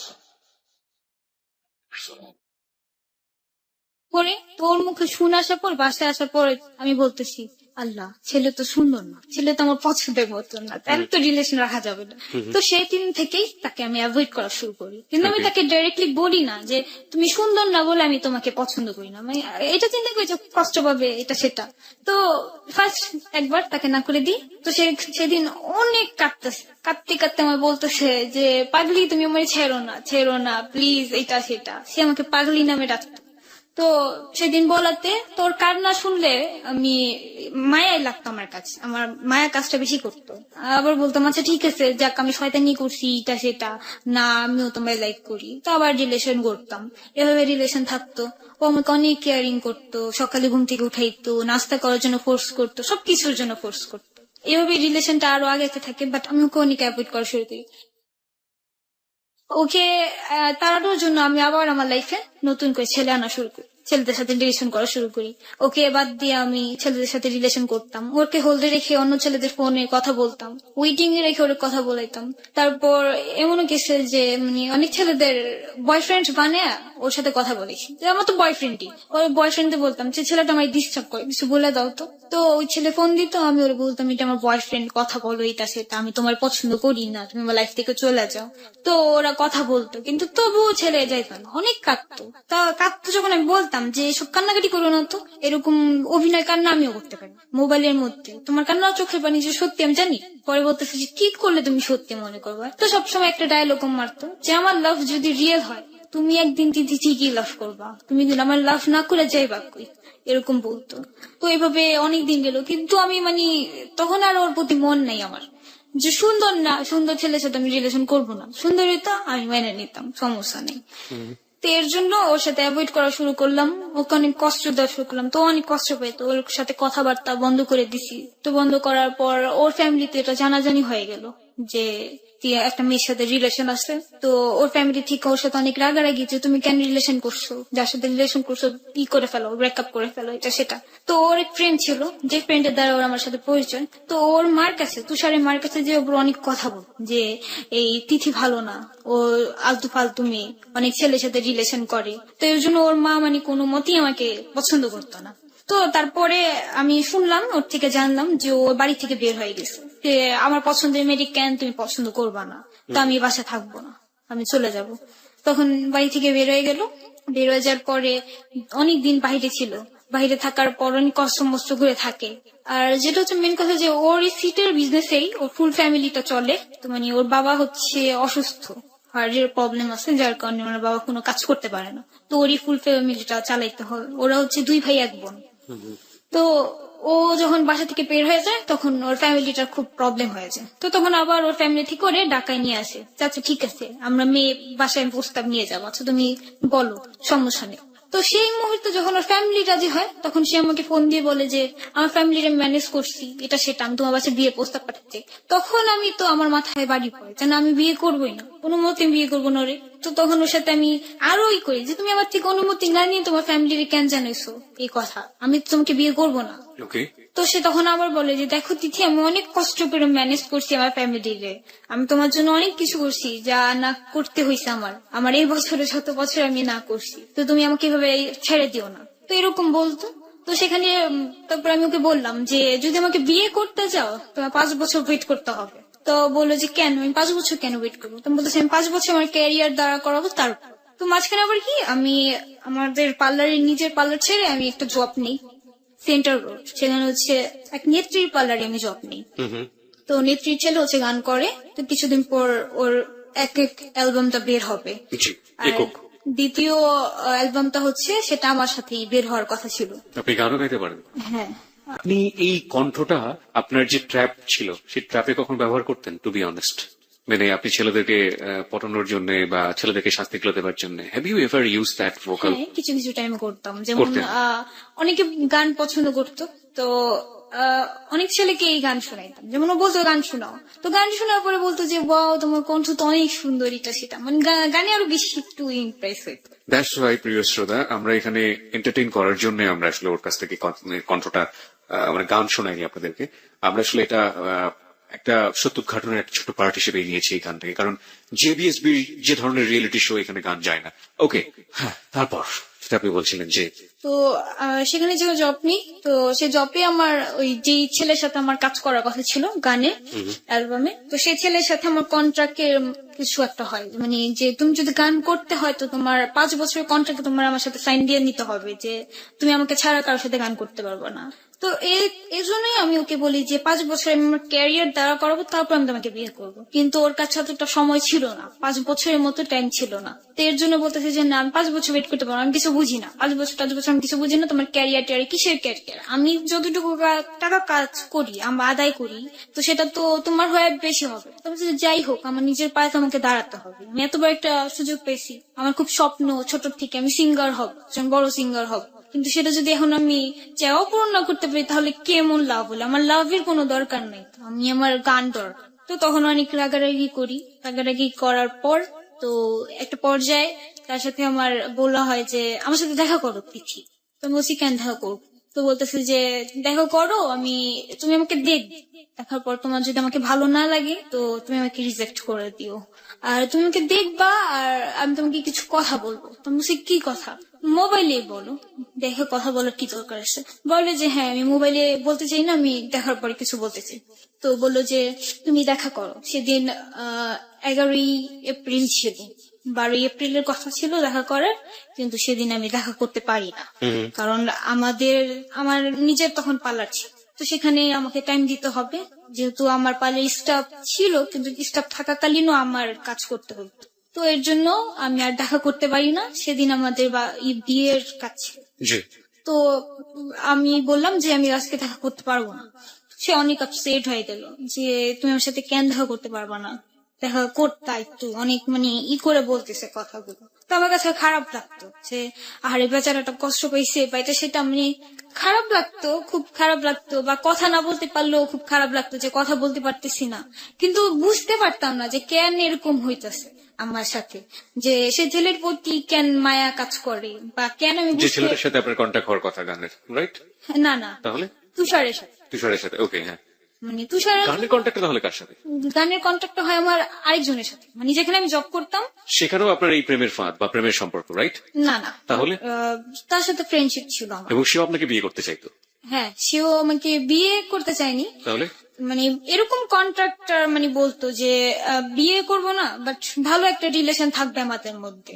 তো বলছি যে Okay. কেমন রিলেশন? তো বাজে কিছু রিলেশনের কথাই বলছে, তো আমি মানিনি। তো আমি টাকা দিয়ে আমি আমার অ্যালবামের কাজ করতে চাইছি, তো তখন টাকার কন্ট্রাক্টই হয়েছে। ওকে, হ্যাঁ, তুষারের প্রসঙ্গে তারপর? তো তুষারের প্রসঙ্গে যাই, তো ওর জন্য আমার এমনি কেন জানি খুব মায়া লাগতো, বা কথা বলতে অন্য মানুষের সাথে কথা না বলে আমি ওর সাথে কথা বলতাম, সবাইকে বাদ দিয়ে ওর সাথে কথা বলতাম। বা কথা যদি না বলতে পারতাম তো অনেক খারাপ লাগতো যে আমি কথা বলতে পারতেছি না, বা এটা সেটা কেন লাগতো আমি জানি না, বুঝতাম না যে কেন। আমি কি তাকে লাইক করি? মাঝে মাঝে আমি নিজেকে নিজে জিজ্ঞেস করতাম যে আমি কি তোকে লাভ করি বা লাইক করি, বা আমি কিভাবে লাইক করতে পারবো? সে তো আমার পছন্দের মতো ছেলে না, সে তো আমার মতন না, আমি যেমন একটা ছেলে চাই সে তেমন তো না। তো আমি তার সাথে কিভাবে লাইক করতে পারি? বা হয়তো বা তার কথা ভালো লাগে, যাক এটা কোনো সমস্যা নেই, 2-1 দিন খারাপ লাগবে তারপর ঠিক হয়ে যাবে, এরকম চিন্তা করতাম। তো ওই 12 তারিখে দেখা করার কথা ছিল, দেখা করিনি। তো আমাদের দেখা হলো 13 তারিখ। তো সেদিন আমি বাসা থেকে বের হই, আমি কাজ শিখি, তো সেখানে কথা বলে বের হই যে আমি কাজ শিখতে গেতেছি। তো আম্মু বলতে আচ্ছা ঠিক আছে যাও, সমস্যা নেই। তো বাসা থেকে যখন বের হচ্ছি তখন আম্মুও বলতেছে আব্বুও বলতেছে যে আজকে বের হইস না, কেন জানি ভাল লাগতেছে না, তুই বের হইস না, দরকার নেই। তা আমি সবসময় একটু অন্যরকম ভাবে বের হই, যেমন মাঝে মাঝে 3 পিস বা প্যান্ট গেঞ্জি এগুলো পরেই বের হলি, বা আমি চোখে একটু কাজল লাগাই। তো সেদিনও লাগাইছি, একই রকমেরই আমার গেট আপ ছিল। কিন্তু তবুও আমার বোন বলতেছে কি যদি এত সাজছস কেন? তো বলছে আমি কই সাজছি, আমি তো সবসময় এরকমই থাকি, আমি গেট আপই থাকি। তো বলতেছে না তুই সাজা গুজা কোর্স করে বের হইস, তুই যাইস না কোনো জায়গায়, তুই মনে কর কারোর সাথে দেখা করতে যাবি। তো বলতেছে না আমি কারোর সাথে দেখা করতে যাবো না, বইলা তারপরে বের হইছি। বের হওয়ার পর হাঁটতে হাঁটতে আমাদের বেড়িবাঁধের উপরে উঠলাম, সেখান থেকে রিক্সা নিলাম, রিক্সা নিয়ে খোলামোড়া ঘাটে নামলাম। এটা কি আপনার কারোর সাথে দেখা করতে যাওয়া নাকি এমনি এমনি? দেখা করতে যাওয়া। কার সাথে? তুষারের সাথে। ওকে, হ্যাঁ, তারপর? তো তারপর সেখানে গেলাম, আমি যাওয়ার পরে ও নৌকা নিয়ে দাঁড়ায় আছে, আমি নৌকা চড়তে গেছিলাম, ঘুরবো যে আমরা নৌকাতে ঘুরবো। তো সেখানে নৌকা নিয়ে দাঁড়ায় আছে। তো সেদিনই ফার্স্ট আমি ওকে দেখি, 1 বছরের পরে তার সাথে প্রথম দেখা আমার। এর আগে আপনি ওকে ডিনাই করছেন ওর চেহারার জন্য, সেটা আপনি না দেখে ডিনাই করছেন? হ্যাঁ, না দেখি। কার কাছ থেকে শুনে? আমার ফ্রেন্ডের কাছ থেকে। এই শুনেই আপনি তাকে ডিনাই করে যাচ্ছেন কন্টিনিউ? হ্যাঁ। ওকে, তারপর? তারপর তাকে আমি বাস্তবে দেখলাম। তো দেখার পরও আমি আশ্চর্য হয়ে গেলাম যে না, এ তো আমার পছন্দ না, একদমই না। মানে যেটা আপনার ফ্রেন্ড বলেছিল সেটাই ঠিক আছে? হ্যাঁ, সেটাই ঠিক আছে, ও অতটা সুন্দর না। ওকে। তো তো আমাকে বলতেছে যে এই যে আমি মোবাইলটা দিয়ে আমাকে দেখাচ্ছে যে এই যে আমি। আপনাকে চিনলো কিভাবে? সে তো আমাকে চিনে, সে আমাকে আগেই দেখছে, দেখেই তো আমার নাম্বারটা ওকে, দিয়েছে। ওকে। সে আমাকে চেনার পরে তারপর আমি নৌকায় চললাম। তো অনেকক্ষণ কথা হচ্ছে যে তুমি আমাকে কেন বিয়ে করবা না, বা কেন কি এটা করো না, এটাই করো না, তুমি জানো আমি তোমার জন্য মরে যেতেও পারবো। তুমি বলছি এগুলি ডায়লগ মারি, ছেলেরা মরতে পারে না। আপনি এতটা সাহসী ছিলেন যে নতুন নৌকার মধ্যে অচেনা একটা ছেলেকে উঠে আপনি এই ধরনের কথা বলছেন? হ্যাঁ, আমি তো কথা বলতাম তার সাথে। হ্যাঁ বলতেন, কিন্তু তার সাথে আপনার আগে কখনো দেখা হয়নি, এক। দুই নম্বর হচ্ছে যে এমন একটা জায়গায় আপনি যাচ্ছেন বা এরকম একটা জায়গায় যাচ্ছেন যেখানে আপনি ছেলেটাকে বলেই ফেলছেন যে আমি তোমার সাথে রিলেশনশিপ রাখবো না, সেটা বলার জন্য আপনি তার কাছে গিয়ে ওটা বলছেন, হ্যাঁ হ্যাঁ, যে ছেলেটার সাথে আপনার আগে কখনো দেখা হয়নি। দেখা হয়নি তো। This is the hard reality, প্রিয় শ্রোতা। এই শোটা আমরা জানি না যে এরপরে আমরা কি ধরনের অভিজ্ঞতার মুখোমুখি হতে যাচ্ছি, এবং এই শোতে বেশ কিছু টার্ন আপ আছে, সেটা বাকি যে সময়টা আছে আমাদের হাতে সেই সময়ের মধ্যেই ঘটবে, কারণ এই শোতে আরো একজন অতিথির আগমন ঘটবে এবং সেটা যে কোনো মুহূর্তে। হ্যাঁ, তারপর সেখানে যাই, তো তখন নৌকায় বসাকালীন আমাদের কথা হচ্ছে, এরকম বিষয় অনেক কিছু বিষয় ডিসকাস হচ্ছে। তোমাকে বলতেছে আজকে আমি তোমাকে আমার বাসায় নিয়ে যাবো। তো আমি বলছি আমি তোমার বাসায় কেন যাবো? বলে আমি তোমার বাসায় নিয়ে আর আসতে দেবো না। আমি বলি কি আমার রাস্তা না দিলে কি হয়েছে, আমি দড়ি টড়ি ছিঁড়াইছি, তোমার বাপেরও সাধ্য নিয়ে আমার আটকে রাখা। তো বলার পরে আমাদের নৌকা চলতেছে চলতেছে অনেক দূর নিয়ে যায়, একদম বছিলা ব্রিজের সামনে, এই চরের থেকে বছিলা ব্রিজের সামনে নিয়ে যায়। তো তখন আমি নৌকালাকে বলতেছি যে আমি জাস্ট আধা ঘন্টা টাইম নিয়ে বের হয়েছি, কারণ আমার এখান থেকে এসে ব্যাক করে আবার আমরা যেখানে আমি কাজ শিখি সেখানে আমার যেতে হবে। তো পরে নৌকালে বলতেছি যে আপনি নৌকা ঘুরান, আমার তো দেরি হয়ে যাচ্ছে। তখন প্রায় 5টা বেজে গেছে, আমি 4টা বাজে বের হয়েছি। তো নৌকা ঘুরাচ্ছে, আসতেছে নৌকার মাঝি দ্রুত, যাওয়ার সময় খুব দ্রুত চলে গেছে, আসার সময় তার একটু লেট হচ্ছে। তখন বলছে তো দেরি করতেছেন কেন, আপনি জলদি চালান। তো বলতেছে যে আম্মু পানি তো গতি অনেক বেশি, অনেক ঢেউ আসতেছে, তো আমার চালাতে খুব কষ্ট হচ্ছে। তো আমি বলছি যে না আপনি চালান, ই করেন, আপনি জোর লাগান, আপনি চালান, আপনি মাঝি, আপনারা পারেন না এত কিছু করতে। তো বলতে আচ্ছা ঠিক আছে আমি চেষ্টা চালাই। তো আস্তে আস্তে নৌকাটা আমার নদীর একদম মাঝে আসছে। তখন মানে ওই খোলামোড়া ঘাটও খুব দূর, বোছেলা ব্রিজও খুব দূর, মাঝখানে আমি। ওকে। মাঝখানে তো আমার পিছন দিক থেকে একটা নৌকা আসলো, নৌকার মধ্যে মাঝি সহ 4টা ছেলে ছিল, 4টা ছেলে।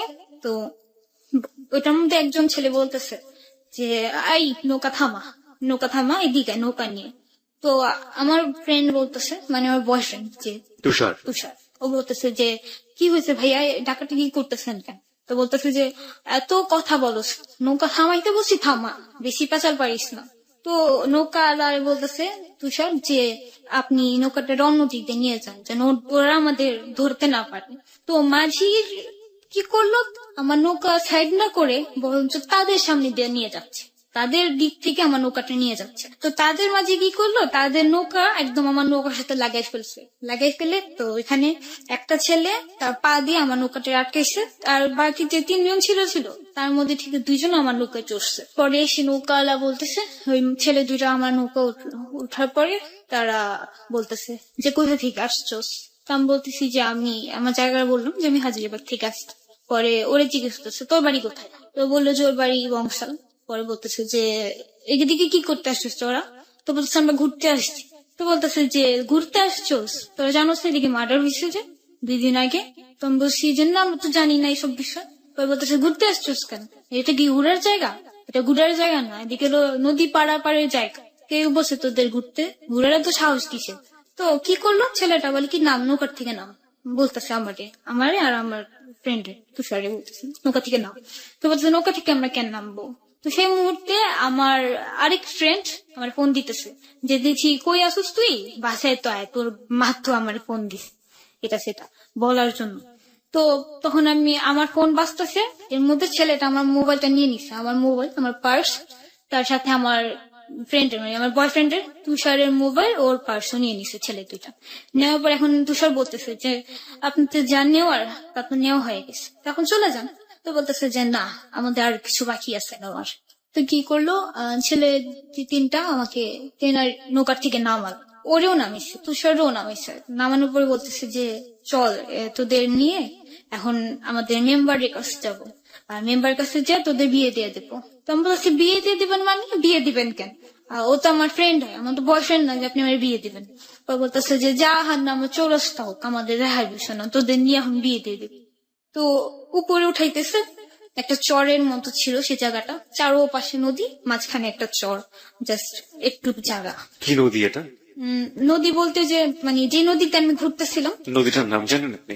সেটা হচ্ছে বসলা ব্রিজেরও নদী, খোলামোড় আর ঘাটেরও নদী, মানে অনেকগুলো জায়গা মিলে একটা নদী ওকে এরকম। ওকে। তো অনেক বড় নদীটা, সেখানে মাঝখানে আমি ছিলাম। তো আর মানে জায়গা আশেপাশে আর কোনো নৌকা ছিল না? না না, আশেপাশে মানে বলতে অনেক দূরে ছিল কখনকার ঘাট। সময়টা কখন এখানে? তখন 5:30 পৌনে 6টার মতো। সন্ধ্যা হয়ে আসছে এরকম একটা সন্ধ্যা ছয় আসতেছে। তো পরে সেখানে আমাকে উঠালো সে চরের উপরে। ওকে, আমি আরেকটু জানতে চাই যে এটা কত তারিখের ঘটনা, কোন সালের ঘটনা? 13 এপ্রিল 2013। 2013 সালের 13 এপ্রিলের ঘটনা, প্রিয় শ্রোতা, মাত্র 2 থেকে আড়াই মাস আগের ঘটনা। ওকে, এবং এই ঘটনাটি নিয়ে পত্রপত্রিকাতে অনেক লেখালেখি হয়েছে। কি লেখালেখি হয়েছে সেটা আমরা পরে যাচ্ছি আমরা ওর কাছে। তারপর সেখানে উঠলাম, আমাকে উঠালো, উঠে তারা করে রাখছে আমাকে আর আমার বয়ফ্রেন্ডকে পাশে, মানে আমার পাশে কোথায় রাখছে আমি দেখিনি, কিন্তু আমি ওর আওয়াজ শুনতেছি যে ওই চটের মতো জায়গাতে। হ্যাঁ, জটের মতো জায়গা, মানে দ্বীপ তো গেছেন অবশ্যই, যেরকম কক্সবাজারের দ্বীপগুলো আছে না, তার চেয়ে তো ছোট ছোট দ্বীপ, কিন্তু ছোট দ্বীপের মাঝে চারোদিকে নদী, মানে নৌকা ছাড়া সেখানে নামা অসম্ভব। ওকে। আর আমাকে যেখানে মানে দাঁড়া করানো হয়েছে, ওখানে কোনো বাড়িঘর ছিল না কোনো বাড়িঘর নেই, শুধু বালুর একটা দ্বীপ, শুধু বালি আর বালি, বালি, ইটা পাথর, আর বড় বড় গাছ অনেক, মানে কিসের মতো গাছগুলো আছে না, ঘাসের মতো গাছগুলো, যে ওগুলো অনেক বড় হয়ে আছে। ওকে। আর মানে উঁচা নিচা ইটা এরকম ঝোপঝাড় জঙ্গল, জঙ্গল, একটা পুরোই জঙ্গল। ওকে। তো ওই জঙ্গলের মতো একটা জায়গা, আর মানে যদিও আমি চিৎকার করে আমার পুরো গলা ফেটে ফেলি, বাট আমার কেউ সাড়া দেওয়ার মতো নেই, এরকম একটা জায়গা। তো সেখানে নিয়ে গেছে, আর এই পাশে নদী, চারো পাশেই নদী, 3 পাশে নদী, এক পাশে যে নদী সেখানে হচ্ছিল যে মানুষ খেকো যে মাছগুলো আছে না, সেই মাছগুলো, পিরানহা। হ্যাঁ সেই মানে যে ফেলে দিলে কাউকে, তো ওই মাছগুলো খেয়ে ফেলে। মাগুর বা বিদেশি মাগুর বা অন্য কোনো যে কোনো মাছ, যে কোনো একটা মাছ হবে, ওই মাছের জায়গা ছিল ওইখানে। তো সেখানে আমাকে দাঁড়া করে, তো আমাকে দাঁড়া করানোর পর সে ছেলে বলতেছে, আমার সামনে একটা ছেলে এসে দাঁড়াইছে, তার নাম হচ্ছে রুবেল। তো সেই রুবেলের সাথে আরেকজন ছেলে ছিল, তার নাম হচ্ছে কাজল। আমি বলি 3 জন ছিল, 3 জনের নামই বলি, কাজল, রুবেল, রাজীব, আর এই মাঝিটার নামে এখনো আমি জানি না। ওকে। তো কাজল আর রুবেল আমার সামনে দাঁড়ানো, তো এখান দিয়ে এবার আমার বয়ফ্রেন্ড করে অনেক মারধর করতেছে, তো আমি আওয়াজ পাচ্ছি যে সে মারতেছে, যে আউ বলতেছে, চিৎকার করতেছে, সবই আমি আওয়াজ পাচ্ছি। আপনার সামনে থেকে নিয়ে গিয়েছে? হ্যাঁ, আমার সামনে থেকে নিয়ে গেছে। তো পরে বলতেছে, কাজল এসে আমাকে বললো যে আমার বড় ভাই, এটা রুবেলটা দেখালো যে এটা আমার বড় ভাই। আমি বলতেছে, হ্যাঁ আমি কি করবো, বড় ভাই এসে তো কি হয়েছে? তো বলতেছে যে আমার বড় ভাই যা করতে চায় তুমি করতে দাও, তাহলে তোমাকে ছেড়ে দেবো। তো আমি বলতেছি যে কি করতে চায় বলেন, আমাকে ক্লিয়ারলি বলেন। তো বলতেছে যে বুঝো না তুমি কি নান্না বাচ্চা, যে তুমি কিছুই বুঝো না, যে তোমার সাথে কি করতে চায়। তো আমি বলতেছি যে না, সিরিয়াসলি আমি বুঝতে পারতেছি না, আপনি আমাকে বুঝায় বলেন। পরে বলতেছে যে আমার বড় ভাই তোমার সাথে এনজয় করবে, তুমি তারপর চলে যাবো।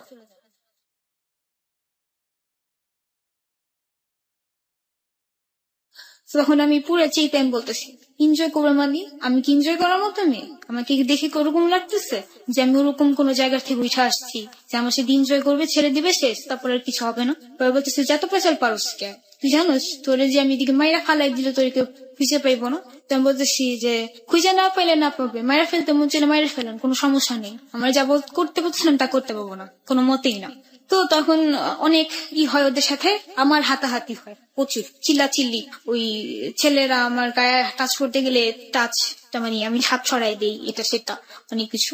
তো প্রথমেই রুবেল আমার সাথে জোরপূর্বক মানে জোর জবরদস্তি আমার সাথে মানে ফিজিক্যালি রিলেশনটা করে।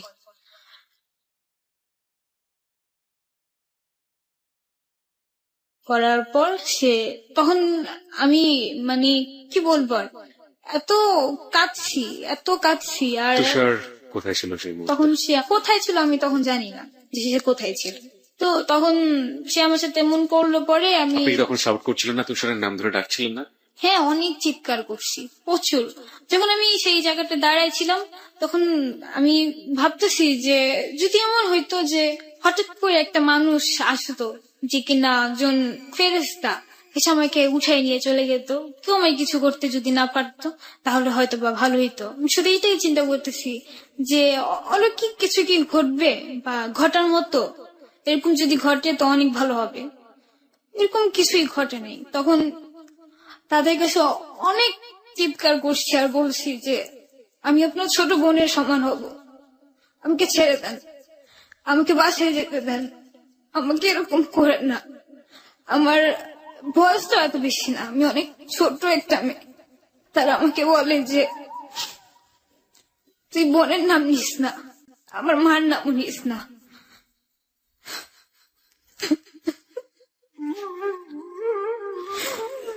তাহলে তোরে মেরে ফেলবো আমরা। তখন বলতেছি যে আমাকে এত কষ্ট না দিয়ে আপনি এক কাজ করেন, আমাকে মেরে ফেলেন, গলায় চিবিতে মেরে ফেলেন। বলে যে না, তোরে তো মারলে এনজয় করা মজা পাবো না, জিন্দা মানুষের সাথে একটা মজা করার মাঝে আর একটা মরা মানুষের সাথে কোনো মজা নেই। তারা আমাকে বারবার চাকুর আঘাতের মতো আমাকে আঘাত করে, কিন্তু আমি চিৎকার করতেছি আর শুধু একজন রাখি, কেউই আমার হেল্প করে না। একটা মানুষের মাঝে কোনো মানুষত্ব ছিল না।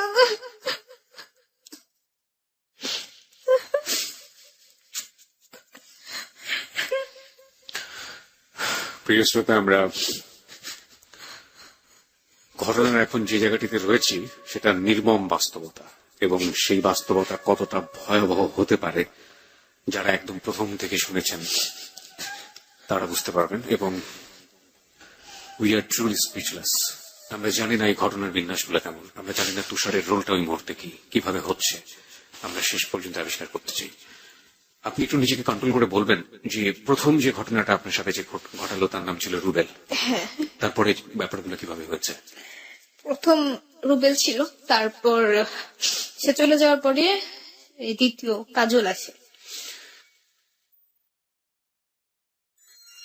বিরতির ঘন্টা বেজে গেছে প্রিয় শ্রোতা, আমরা বিরতির পরে ফিরে আসতে চাই। যাহা বলিব সত্য বলিব আজকে চরম অপ্রিয় একটা সত্যকে ফেস করছে। আমরা বিরতির পরে তাৎক্ষণিকভাবে ফিরে এসে সেই সত্যের মুখোমুখি আবারও হব। আপনাদের সবাইকে মনে করিয়ে দিতে চাই, আপনারা শুনছেন এবিসি রেডিও FM 89.2। আরজি কিবরিয়া আপনার সঙ্গে রয়েছে আরজি কিবরিয়ার টিম, আরজি সুমন এবং সাউন্ড এডিটর মঞ্জু। সার্বিক সহযোগিতায় রয়েছে হ্যালো 920 টিম। এবং প্রিয় শ্রোতা, আজকে তিথি রয়েছে এখানে। তিথি তার জীবনের অপ্রিয় সত্যগুলো একের পর এক আজকে অবলীলায় বলছে। সে নিজেকে কোনো গোপন করেনি, তার জীবনের যে অপরাধগুলো ছিল সেগুলো সে অবলীলায় আজকে স্বীকার করেছে। এবং যে উদ্দেশ্য নিয়ে আজকে যাহা বলিব সত্য বলিবতে এসছে সেটা হলো তার মতো ভুল, তার মতো পাপের শাস্তি কিংবা তার মতো অপরাধ যেন পৃথিবীর আর কেউ না করে, এইভাবে যেন কেউ কখনো ভিকটিম না হয়। আমরা ঠিক সংবাদের পরপরই ফিরে আসবো। সেই ফাঁকে আপনাকে আরো একবার মনে করিয়ে দিতে চাই, তিথির এমন একটি ছবি ফেসবুকে দেওয়া হয়েছে যেটাতে আপনার কিছুটা হলেও আপনি ফ্লেভার পাবেন, যাতে ওর কোনো ক্ষতি না হয় সেভাবেই সেই কথা মাথায় রেখে আমরা ছবিটা দিয়েছি। আমাদের ফেসবুকের ঠিকানা হচ্ছে www.facebook.com/ABC Radio FM 89.2। আমি আবারও বলছি www.facebook.com/ABC Radio FM 89.2। ওখানে যাবেন, যাওয়ার পরে আপনি লাইক দেবেন। লাইক দেওয়ার সঙ্গে সঙ্গে আপনি আমাদের জেবিএসবি এবং এবিসি রেডিও দুটোরই ফ্যান এবং মেম্বার হয়ে যাবেন। আমরা সংবাদের পরেই ফিরে আসবো, আমাদের সাথেই থাকবেন। হ্যাঁ, তারপর প্রথমত রুবেল যে আমার সাথে জোর জবরদস্তি ফিজিক্যালি রিলেশন হয়, তো তখন যতই চিৎকার করি আশেপাশে কেউই ছিল না। তার কাছে অনেক হাতে পায়ে থেকে ধরি, বলি আমি আপনার ছোট বোনের সব, কারণ তারা প্রত্যেকটাই ছিল খুব বড় বড় ছেলে, আমার বড় ভাইদের সবাই। তো পরে তাদের বলছি, তারা কিছুই বলে না, বরঞ্চ আমাকে আরো ধমক দেয়, মারধরও করে। তারপরে আসলো আরেকজন ছেলে, কাজল, দ্বিতীয় জন, সে আমার সাথে একই কাজই করে। তো আমি যখন চিৎকার করছি সে আমাকে আরো বলে যে আরো চিৎকার কর, আরো কাঁদ, তোর কান্নাটা আমার খুব ভালো লাগতেছে, আরো কাঁদ, আরো চিৎকার কর, আরো জোর নেই, গলার মাঝে আর জোর নেই, আরো জোর দিয়ে চিৎকার কর। তা আমি যতটুকু ক্ষমতা ছিল আমি চিৎকার করছি। তো তারপর আরেকজন ছেলে আসে, তৃতীয় রাজি, সে আসে, সেও আমার সাথে একই কাজই করে, সেম। তার কাছেও প্রচুর কান্নাকাটি। এখানে আমি আমার অজস্র বা চিৎকারের উপরেই আছি, জাস্ট হেল্পের জন্য। যার কাছে পাচ্ছি আমি আমার হাতটা পাইটা দিচ্ছি, আমি তাদের পায়ে পর্যন্ত ধরছি। সে জানোয়াররা আমাকে ছাড়ে নাই। জানোয়ার যেমন একটা মরা মাংস পেলে যাবে টুকরা টুকরা করে খায়, ছিঁড়েছে, তেমন করে আমাকে খাইছে তারা। সেইখানে তিনজনের মধ্যে আমাকে কেউ একজন হয়তোবা আমার গলায় ধরে, ওখানে একটা দেয়াল ছিল, শুধু একটা দেয়াল, সেই গলায় ধরে আমাকে দেয়ালের মধ্যে ফিক্কা মারে। আমার মাথায় প্রচন্ড ব্যথা পাই, যেটার জন্য আমার এখনো ট্রিটমেন্ট চলতেছে। আর আমাকে যখন নিচে ফেলে দেওয়া হয় ধাক্কা মেরে মাটিতে, তখন আমার মাটিটা ছিল যেই স্থানে আমাকে শোয়ানো হয় সেই স্থানটা ছিল যেমনি উঁচা নিচা মাটি যে বলে না এরকম। এবড়ো থেবড়ো। হ্যাঁ, তো আমি অনেক ব্যথা পেয়েছি, আমার পিঠে অনেক প্রচন্ড ব্যথা ছিল। তারপর 3 জনের পর আরো 3 জন আসে।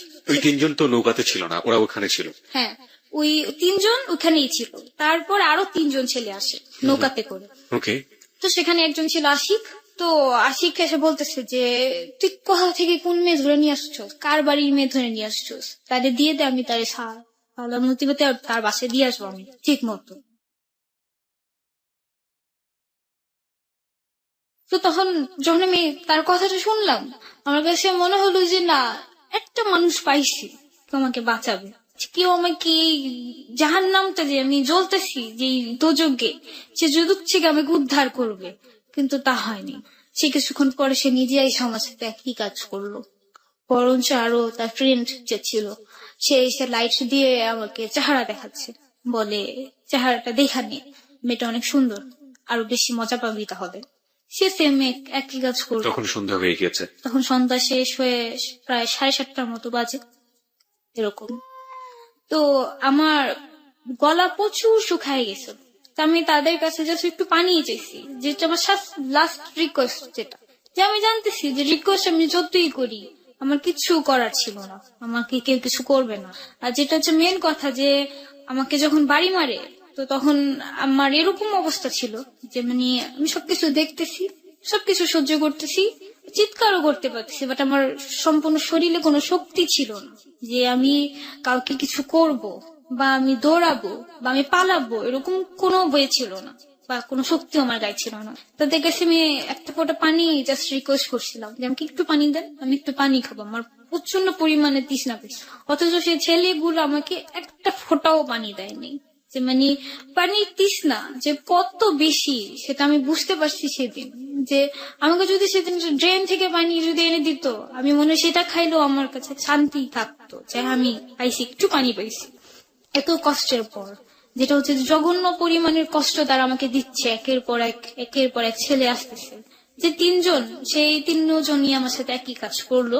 করার পর তখন যেখানে আমাকে শোয়ানো হয়েছিল যে পাটিতে, সম্পূর্ণ পাটি ব্লিডিং দিয়ে ভরে গেছিল। আমি তখন তাদের বলতেছি যে দেখেন আমার প্রচুর ব্লিডিং হইতেছে, আমাকে ছেড়ে দেন, আমার হয়েছে তো আপনাদের যা করার শেষ, আমার এবার ছেড়ে দেন, আমার কি এখনো রেখে দিবেন, আমার রেখে কি লাভ আছে বলেন, আমার সাথে এমন কেন করতেছেন আপনারা। তো পরে বলতেছে যে চিল্লাইস না, বেশি চিল্লাইস না, আমাদের সিনিয়র ব্যাচ আসতেছে, সিনিয়র ব্যাচ, আর যদি বেশি সিনিয়র ব্যাচ জেনা ফেলে তাহলে তুই বাঁচবি না, আর চিন্তা করিস না, তোরে তো মারবো না, তোরে আমি তিলে তিলে মারবো। তখন বলতেছে তিলে তিলে মারবেন মানে? তো বলতেছে হ্যাঁ তিলে তিলে মানে ফার্স্টে তোরে কষ্ট দিব, এই যে কষ্ট পেতেছিস না তুই, তারপরে তোরে এখানে ফেলে দেবো, এই যে মাছগুলি তোরে খায় শেষ করবি, এরকম ভয় দেখাইতো আমারে যে মেরে ফেলবো এটা সেটা। তো তখন ওই জুনিয়র ব্যাচ চলে গেল নির্জন একটা শুধু জায়গা। তখন প্রায় 9টার মতো বেজে গেছে, অনেক রাত। আর একটা জঙ্গল একটা রাতে কেমন হইতে পারে বুঝতেই পারতেছেন। কোনো কিছু নাই, আশেপাশে কোনো কিছু দেখা যাচ্ছে না। তো আমার বয়ফ্রেন্ডে দেখলাম, ছেলেগুলা যাওয়ার আগে সে আমার বয়ফ্রেন্ড আমার উপরে ফিকে ফেলে দিছে, বলে যে তোর চান্স দিলাম, যা, তুই যদি কিছু করতে মন চায় কর। তো তখন আমি ভাবলাম যে হয়তোবা সেই আমার সাথে এমনটা করছে, আমার বয়ফ্রেন্ডই মনে হয় আমার এরকম করছে, যেহেতু ওর আমার প্রতি জিদ থাকারই কথা। তো তখন ওরে ধরে অনেক কাঁদতেছি যে আমার সাথে এমন কেন করলা, তুমি আমার সাথে এমন কেন করলা। বলতেছে আমি কি করছি, আমি তো কিছু করি না, আমি তো কিছু জানি না, আমার তো কেন কোন দোষ নেই, তুমি আমারই দোষারোপ করতেছো। তো বলতেছি যে তুমিই করছো সবকিছু, তুমি না করলে তারা সাহস পায় কেমনে। বলে আমি একটা মানুষ, আর এখানে এতগুলা ছেলে, আমি কিভাবে তোমারে বাঁচাবো বা কিভাবে ধরবো, তারা দুজনই তো আমার ধরে রাখছে, তারপরে গেলে আবার আরো 2 জন এসে আমার ধরে রাখে, আমি কিভাবে তোমাকে বাঁচাবো। তো পরে বললাম যে যাক সবাই করছে, এখন তুমি করবে না কিছু। তো বলতেছে যে আমি তোমাকে তো ভালোবাসি, আমি তো তোমার দেহকে ভালোবাসি না, যে আমি তোমার দেহর জন্য তোমাকে এই জায়গায় নিয়ে আসছি, হ্যাঁ সবার শেষে আমি তোমাকে উপভোগ করব। তো পরে আমাকে ধরে ধরে নিয়ে যাচ্ছে। সে ছেলেগুলো বলে কি যে তার পাশে আরেকটা দ্বীপ, সে দ্বীপটা হচ্ছে আরো জঙ্গলের মতো, সেখানে ফেলে রাখলো আমাকে। তারা চলে গেল সবাই। তুষার বলতেছে যে আমাদের ঘাট পর্যন্ত দিয়ে আসেন, আপনি এখানে ফেলে রেখে গেতেছেন, কে আমাদের বাঁচাবে। পরে বলি কি দূর, তোরা যে যেমনি মন চেমনে বাঁচলে বাঁচবি, না বাঁচলে মরে যাবি গে, যা, আমগো কি, আমরা বাঁচতে পারলেই চলে। তো চলে গেছে ওরা ওইখান দিয়ে আধা ঘন্টা কি 1 ঘন্টার মতো পরে একটা বড় ব্যাচ আসছে, সেখানে ওই মাঝি, যেই মাঝি সে ছেলে আনছিল, সেই মাঝি সেই 3 জন লোককে নিয়ে আসছে, আরো 3 জন লোক। সেখানে 2 জন ছিল আমার বাবার মতো বৃদ্ধ, আর একজন ছিল আমার বড় ভাইয়ের চেয়েও বড় হবে। তো সেখানে যেই 5 লোকটা, সে আমাকে মেয়ে ডাকে, বলে তুমি আমার মেয়ের সমান, কিন্তু অথচ সে আমাকে যখন মেয়ে ডাকে তখন মনে হলো কি যে যাক, উপর থেকে একটা ফেরেশতা নিচে নামছে, এবার আমি বাঁচবো, যেমনি হোক আমি বাঁচবো। সে আমায় কিছু করবে না। বাবা কি কখনো মেয়ের সাথে কিছু করতে পারে? কখনোই করতে পারে না। সে আমায় মেয়ে ডাকছে, দ্যাটস মিন সে আমাকে বাঁচাবে। কিন্তু সেই বাবা যে নরপিশাচের মতো কিছু করতে পারে, কোনোদিন আমি কল্পনা করতে পারিনি। সেই বাবাও আমার সাথে একই কাজ করে। আর যে আরেকজন লোক ছিল, সে আমাকে বোন ডাকে, নিজের মার পেটের বোন, সেও আমার সাথে একই কাজ করে। আরেকজন লোক ছিল, সেও একই কাজ করে। করার পর তারা আমাকে বলে তুমি বাঁচতে চাও? তুমি বলতেছি অবশ্যই বাঁচতে চাও। বলে বাঁচাবো, একটা শর্ত আছে। তুমি বলতেছি কি শর্ত? বলে যে আমরা যে তোমার সাথে কিছু করছি সেটা দুনিয়ার কাউরে বলতে পারবা না, ইভেন তোমার বয়ফ্রেন্ডকেও না। আমার বয়ফ্রেন্ডকে তখন ওরা আরেক জায়গায় নিয়ে আটকা রাখে।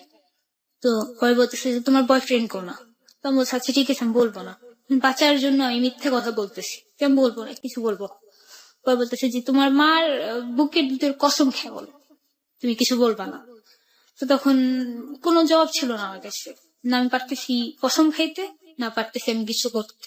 তো তারপর সে লোক বলল যে আমি তোমাকে নিয়ে যাব, নিয়ে আমি তোমাকে আমার বাসায় রাখবো, তারপর দিন তুমি তোমার বাসায় যাবা। তো তখন কি ইভেন র্যাবের কাছে পর্যন্ত চলে গেছে, পুলিশের কাছে কেস চলছে, আমাদের হাজিরবাগে থানা হয়ে গেছে জিটি, যে আমার বোনকে পাওয়া যায় না। একটু থামাবো আপনাকে। এই পর্যায়ে আমরা কিছু জিনিস আমাদের ফেসবুকে পোস্ট করতে চাই। আপনার এই ঘটনা তো পত্রপত্রিকা এসেছিল, হ্যাঁ। আপনার জানার মতে কোন কোন পত্রপত্রিকা এসেছিল? সমকাল, বাংলাদেশ প্রতিদিন, আমাদের দেশ, ভোরের কাগজ, তারপর জনকণ্ঠ, কালের কণ্ঠ। এই ধরনের শীর্ষ দৈনিক যেগুলো আছে প্রত্যেকটা পত্রিকাতে এসেছিল। হ্যাঁ। কি এসেছিল ওখানে? কি শব্দ ব্যবহার করা হয়েছিল? কিশোরীকে ধর্ষণ। কিশোরীকে ধর্ষণ, ক্যারিগঞ্জে গণধর্ষণ কিশোরী। ওকে, প্রিয় শ্রোতা, আমরা কিছু পত্রিকার কিছু ক্লিপিংস আপনাদেরকে এই মুহূর্তে ফেসবুকে দিয়ে দিচ্ছি। আপনারা ওখানে পড়লে ডিটেল জানতে পারবেন যে ও যেটা বলেছে এবং সেভাবে যেভাবে রিপোর্ট এসছে সেখানে কোনো মিল কিংবা অমিল আছে কিনা।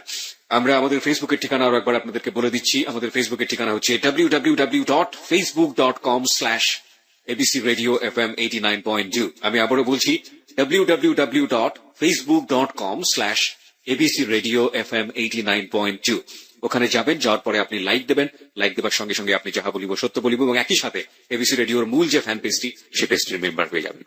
হ্যাঁ, তারপর রাতের বেলা ওই লোকটা আমার বোনকে ফোন করলো, পরে বলতেছে আপনি কি তিথির বোন? পরে বলতেছে যে হ্যাঁ আমি তিথির বোন। তিথি কোথায়? পরে বললো যে আপনারা চিন্তা করেন না, তিথি ভালো আছে, ঠিক মতো আছে, ওর জাস্ট টাকাতে ধরছিল। তো বলতেছে যে আচ্ছা ঠিক আছে, তাহলে আমরা এখন আসতেছি, ওকে নিয়ে যাও। তো পরে ফোনটা আমাকে দিল।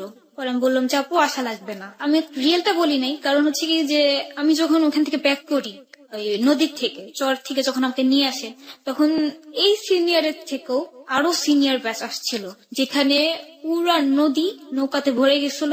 আর সেখানে এক একটা নদীতে 10-12 জন করে ছেলে ছিল, যারা একই কাজ আমার সাথে করার জন্য আসতেছিল নৌকাতে। হ্যাঁ, কিন্তু তারা মানে যে আমাকে পায়নি। আমি তখন আশা করতেছি, তো তখন আমাকে আনা হয়েছে একদম চেহারা, মানে আমাকে মাথার কাপড় দিয়ে পুরো ফেসটা ঢাকা, যে মানে মাঝখানে, সবার মাঝখানে আমাকে বসাইছে, যেন কেউ বুঝতে না পারে আমি মেয়ে, বা আমি একটা মেয়ে বসে আছি এর জন্য।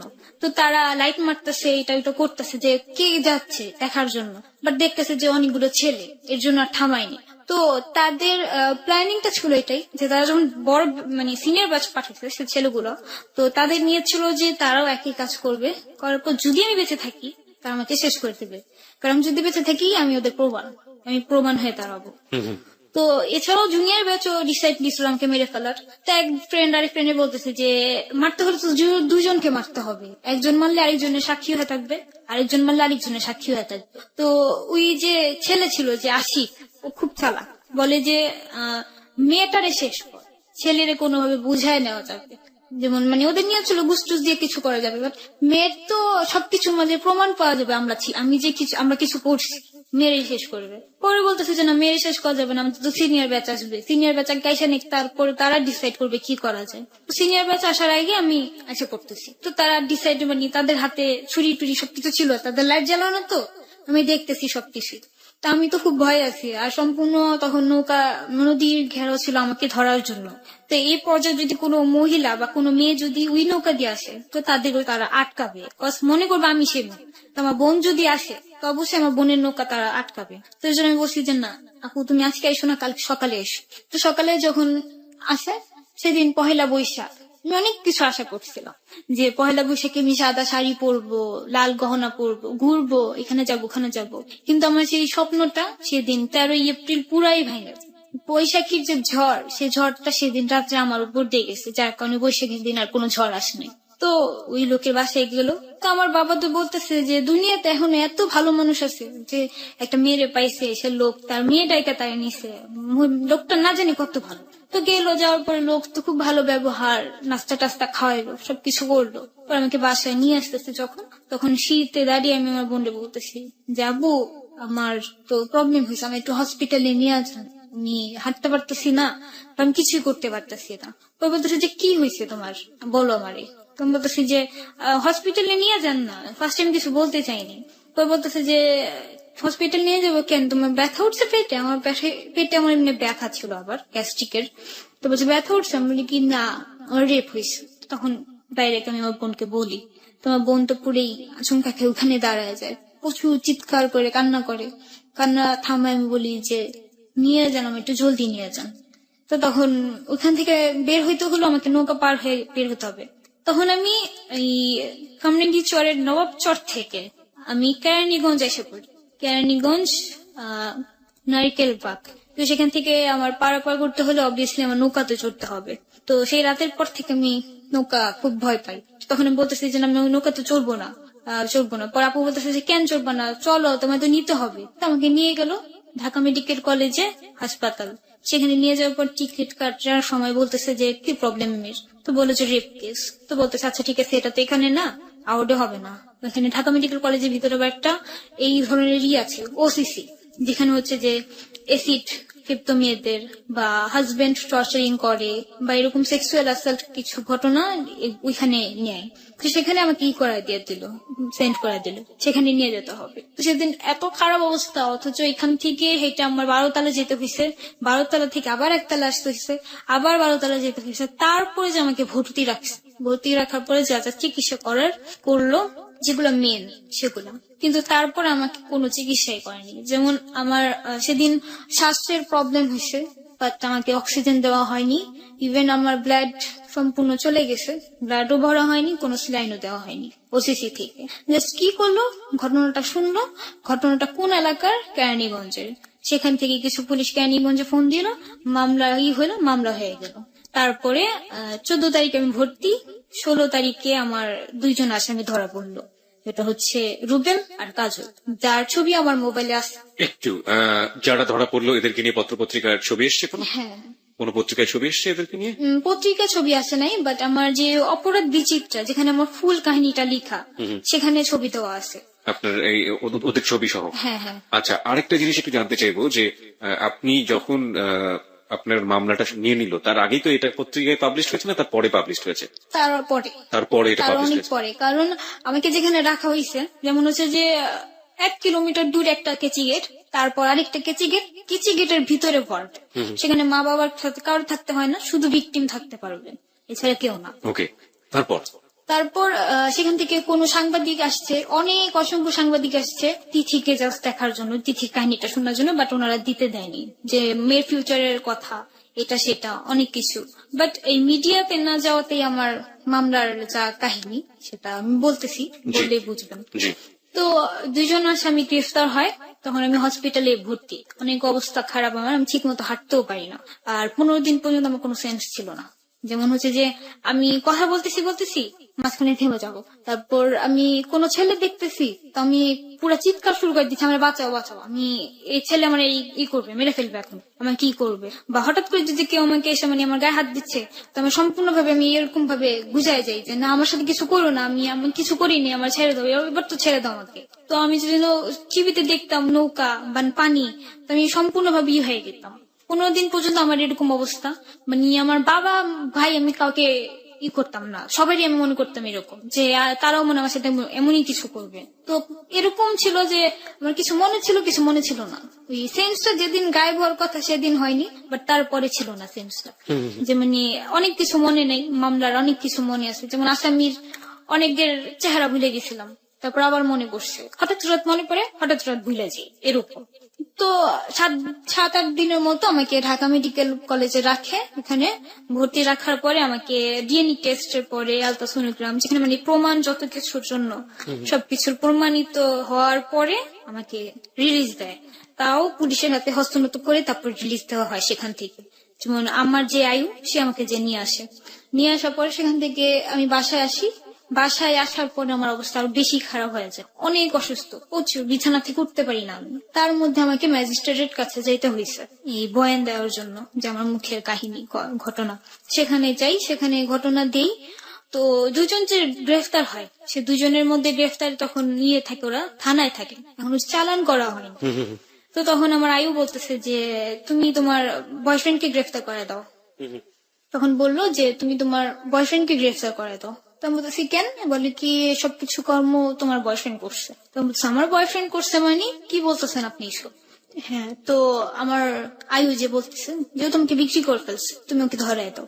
তো তখনও তো আমি তাকে পছন্দ করি না, তো ওরকম কিছুই আমার মাঝে কাজ করে নাই। তো তাই আমি বললাম, আমি হসপিটাল থাকাকালীন সে আমাকে 24 ঘন্টা আমার বোনের মোবাইলে ফোন দিয়ে আমার খোঁজ খবর সবকিছু নিত। ইভেন সেখানে থাকা অবস্থায় সে আমাকে বলছে যে তুমি কোনো চিন্তা করো না, তোমার সবকিছু হয়েছে তো কি হয়েছে, আমি তোমাকে মেনে নেবো, কোনো নেই, চিন্তা নেই তোমার। তো যাই হোক, শুনলাম পরে তাকে আমি ডাকাইলাম বাসা, যে তুমি আমাকে দেখতে আসবে না, আমি তো হসপিটাল থেকে রিলিজ পাইছি। তো সে আমাকে দেখতে আসে, তো আমার পুলিশে ফোন দেওয়া হয় ওকে গ্রেফতার করার জন্য। তখন প্রায় 20-25 জনের মতো পুলিশ আসে, আসার পরে তারে আমার সামনে গ্রেফতার করে। তো সে আমাকে আমার রুমে বসাকালীন সে আমাকে বলতেছে যে তুমি আমাকে কেন ডেকে নিয়ে আসছো, আমি তা জানি। তো আমি বলতেছি বলো তো কেন? তো বললো যে তুমি আমাকে গ্রেফতার করাই দিবা, তার জন্য তুমি আমাকে নিয়ে আসছো। তো আমি বলতেছি যে হ্যাঁ, সেটা তো সত্যি। পরে বলি কি আচ্ছা ঠিক আছে, কোনো সমস্যা নেই, তাতে আমার কোনো আপত্তি নেই। পরে তাকে গ্রেফতার করাই দিলাম, সে গ্রেফতার হলো। আর 2 জন আসামি গ্রেফতার হলো, আর এছাড়া আরেকজন আসামি গ্রেফতার হয়েছে, সে ছিল না, সে হচ্ছে অন্য মানুষ। কিন্তু পুলিশ বলতেছে সে ছিল, কিন্তু সে ছিল না, আমি চিনি। তো এইভাবেই মামলা চলতেছে, তাদের চালান করে দেওয়া হইলো কোর্টে। তারপর থেকে আমার আর কোন আসামি ধরতেছে না, তারা এভাবে চলে। টোটাল কতজনকে ধরা হয়েছে এ পর্যন্ত? টোটালি ভাবে হচ্ছে যে তারপরে তার 1 মাস পরে যে লোক যে আমাকে মেয়ে ডাকছে তাকে তাকে ধরানোর জন্য প্ল্যানিং করা হলো।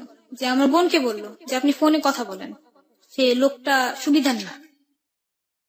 আপনার যে বোনের কথা বলছেন, সে বোন আজকে আমাদের এখানে রয়েছে এবং তিনি হচ্ছেন আপনার মামলার বাদী, রাইট? প্রিয় শ্রোতা, আমরা আমাদের সত্য উদ্ঘাটনের বিভিন্ন পর্যায়ে আমরা বলেছি যে আজকের এই অনুষ্ঠানের আরেকটা ক্লাইম্যাক্স হবে, সেটা হচ্ছে যে কোনো একজন অতিথি আমাদের এই ঘটনার কোন একটা পর্যায়ে তিনি ইন করবেন, এই মঞ্চে আসবেন, সেটা হচ্ছে তার আপন বোন এবং তিনি হচ্ছেন এই মামলার বাদী, যেটা আমরা অনুষ্ঠানের শুরুতেই আমরা ওর কাছ থেকে জেনেছিলাম। আমরা সরাসরি এখন তার সাথে কথা বলবো এবং তিনি আমার সাথে সত্যের মঞ্চে এই মুহূর্তে রয়েছেন, যাহা বলিব সত্য বলিবে।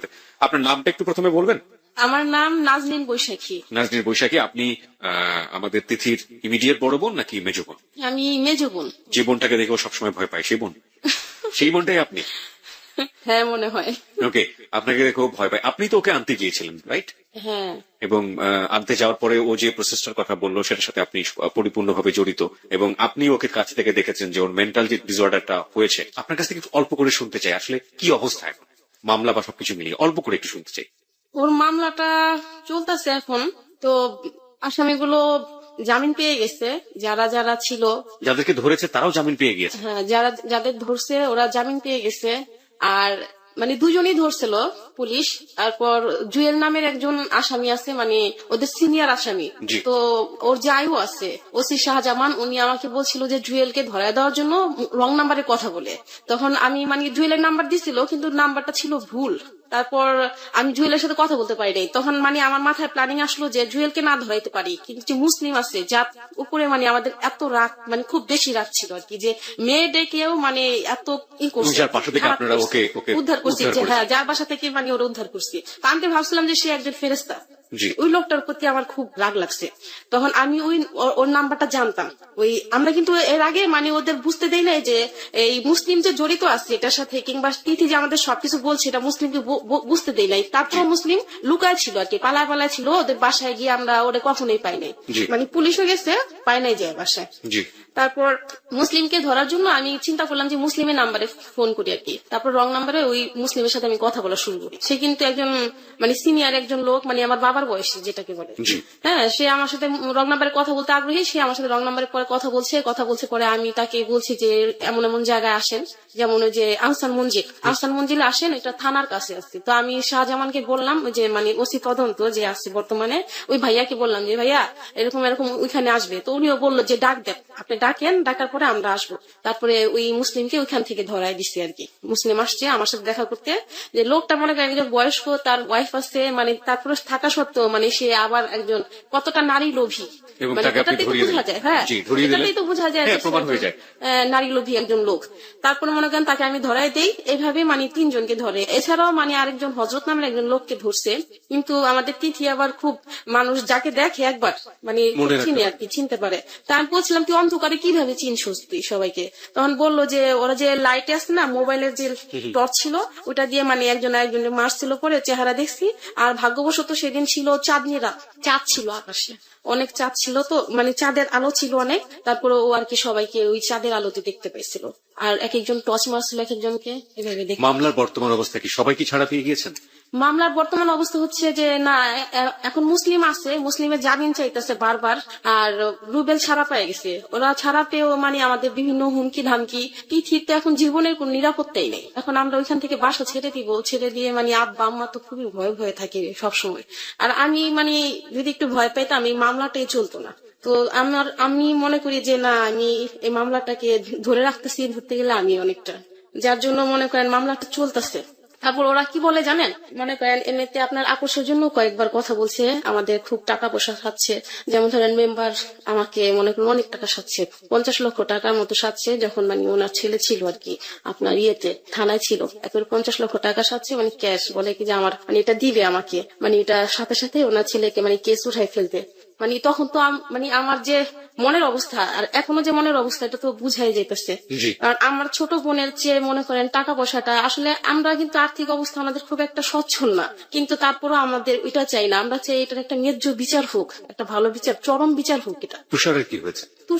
তুষার এখন জেলে আছে, ও বর্তমান জেলে আছে।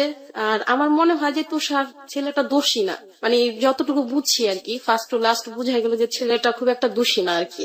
তারপরে বাকিটা জানি না, বাকিটা জানি এটা না। আপনার ব্যক্তিগত অভিমত, কিন্তু হ্যাঁ। বিচারের ভারটা তো অবশ্যই যারা বিচারক বিভাগ যারা রয়েছেন তারা বিচার। আর আশেপাশের মানুষও অনেক হুমকি ধামকি দিতেছে। আমরা তো মনে করেন এখানে ভাড়া থাকি, ভাড়াটিয়া আমি অনেকদিন ধরে থাকি। তিথি ওখানে হাজারিবাগে জন্ম। তো অনেকে বলে যে রানা প্লাজা আছে না, যেটা ধ্বংস হইলো আর কি, যে তো ওরা বলে আমাকে বুঝায় যে এই রানা প্লাজা ধ্বংস হয়েছে, এত মানুষ মারা গেছে, এত মানুষ হয়েছে আর কি। তো রানাকে ফাঁসি দিলে কি সব ফিরে আসবে, এই কথাটা বলে আমাকে। তো তোমার বোনকে যারা ক্ষতি করছে ওদের ফাঁসি দিলে কি তোমার বোন আবার আগের মতো হয়ে যাবে? এগুলো বলে। হ্যাঁ, এগুলা বলে। এখন মানে আপনাদের মানে কি বিবেক বলেন, এটা কি কথাটা ঠিক যে রানাকে ফাঁসি দিলে কি সব ফিরে আসবে?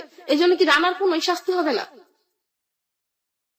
আমরা এটাকে এসএমএস বলে দিতে চাই। লোকজন যারা এটা বলছেন যে যারা অপরাধ করেছে তাদের যদি ফাঁসি হয় তাহলে যে ক্ষতিটা হয়েছে সেটা কি ঠিক হয়ে যাবে, এটাকে কোনো মানুষ কি সমর্থন করতে পারে? আপনার কি মনে হয় প্রিয় শ্রোতা, আপনার কি মনে হয় এটাকে সমর্থন করা উচিত? এটা কি অন্যায়? জীবনে ভুল শুদ্ধ সবকিছুই থাকবে, কিন্তু যে অপরাধটি এই মেয়েটির প্রতি হয়েছে, যে জঘন্য নির্মম বর্বরচিত অপরাধ, সেই অপরাধের যারা অপরাধী তাদেরকে শাস্তি না দেওয়ার কথা যারা বলে তাদেরকে কি কোনোভাবে সমর্থন করা যায়? এই ঘটনার সুন্যায্য, এই ঘটনার একেবারে পুঙ্খানুপুঙ্খ অপরাধী যারা, তাদের একেবারে চাক্ষুষ বিচার হওয়া উচিত। যারা মনে করেন যে এই ঘটনার সুষ্ঠু বিচার হওয়া উচিত এবং সুষ্ঠু বিচারের জন্য তারা অপেক্ষায় থাকবেন।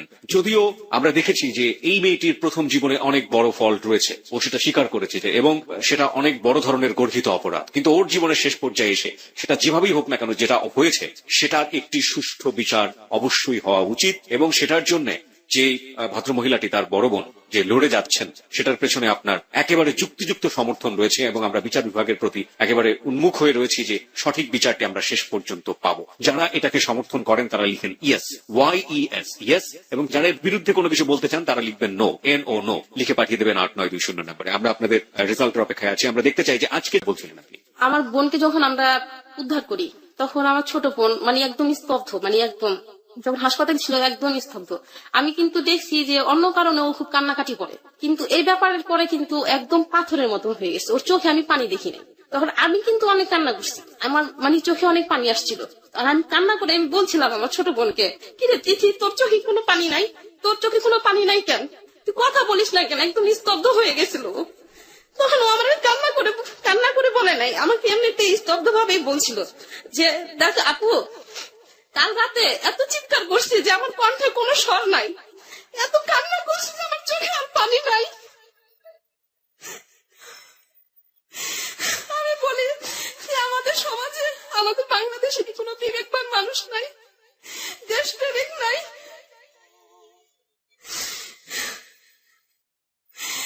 আমি পরে ক্লান্ত হয়ে গেছি এই মামলা লড়তে লড়তে। Please help me. কেউ যদি কোনো ভালো মানুষ থেকে থাকেন, কোনো ভালো জজ, কোনো ভালো উকিল, কোনো ভালো মানুষ, প্লিজ হেল্প মি। আমি বড় ক্লান্ত হয়ে গেছি। আমরা আপনার এই ক্লান্তিতে আমরা আপনার এই ক্লান্তির জায়গাতে আপনাকে অনেক অনেক বেশি উৎসাহ দিতে চাই। আপনি জীবনের শেষ দিন পর্যন্ত হারবেন না। আপনি যাহা বলিব সত্য বলিবতে আজকে এসেছেন, আপনার বোনকে সাথে করে নিয়ে এসেছেন, লাখো মানুষ এখানে শুনছে। আমরা আমাদের দায়িত্বটা পালন করেছি, আমরা পুরো দেশকে জানিয়ে দিয়েছি this is the big platform. এবং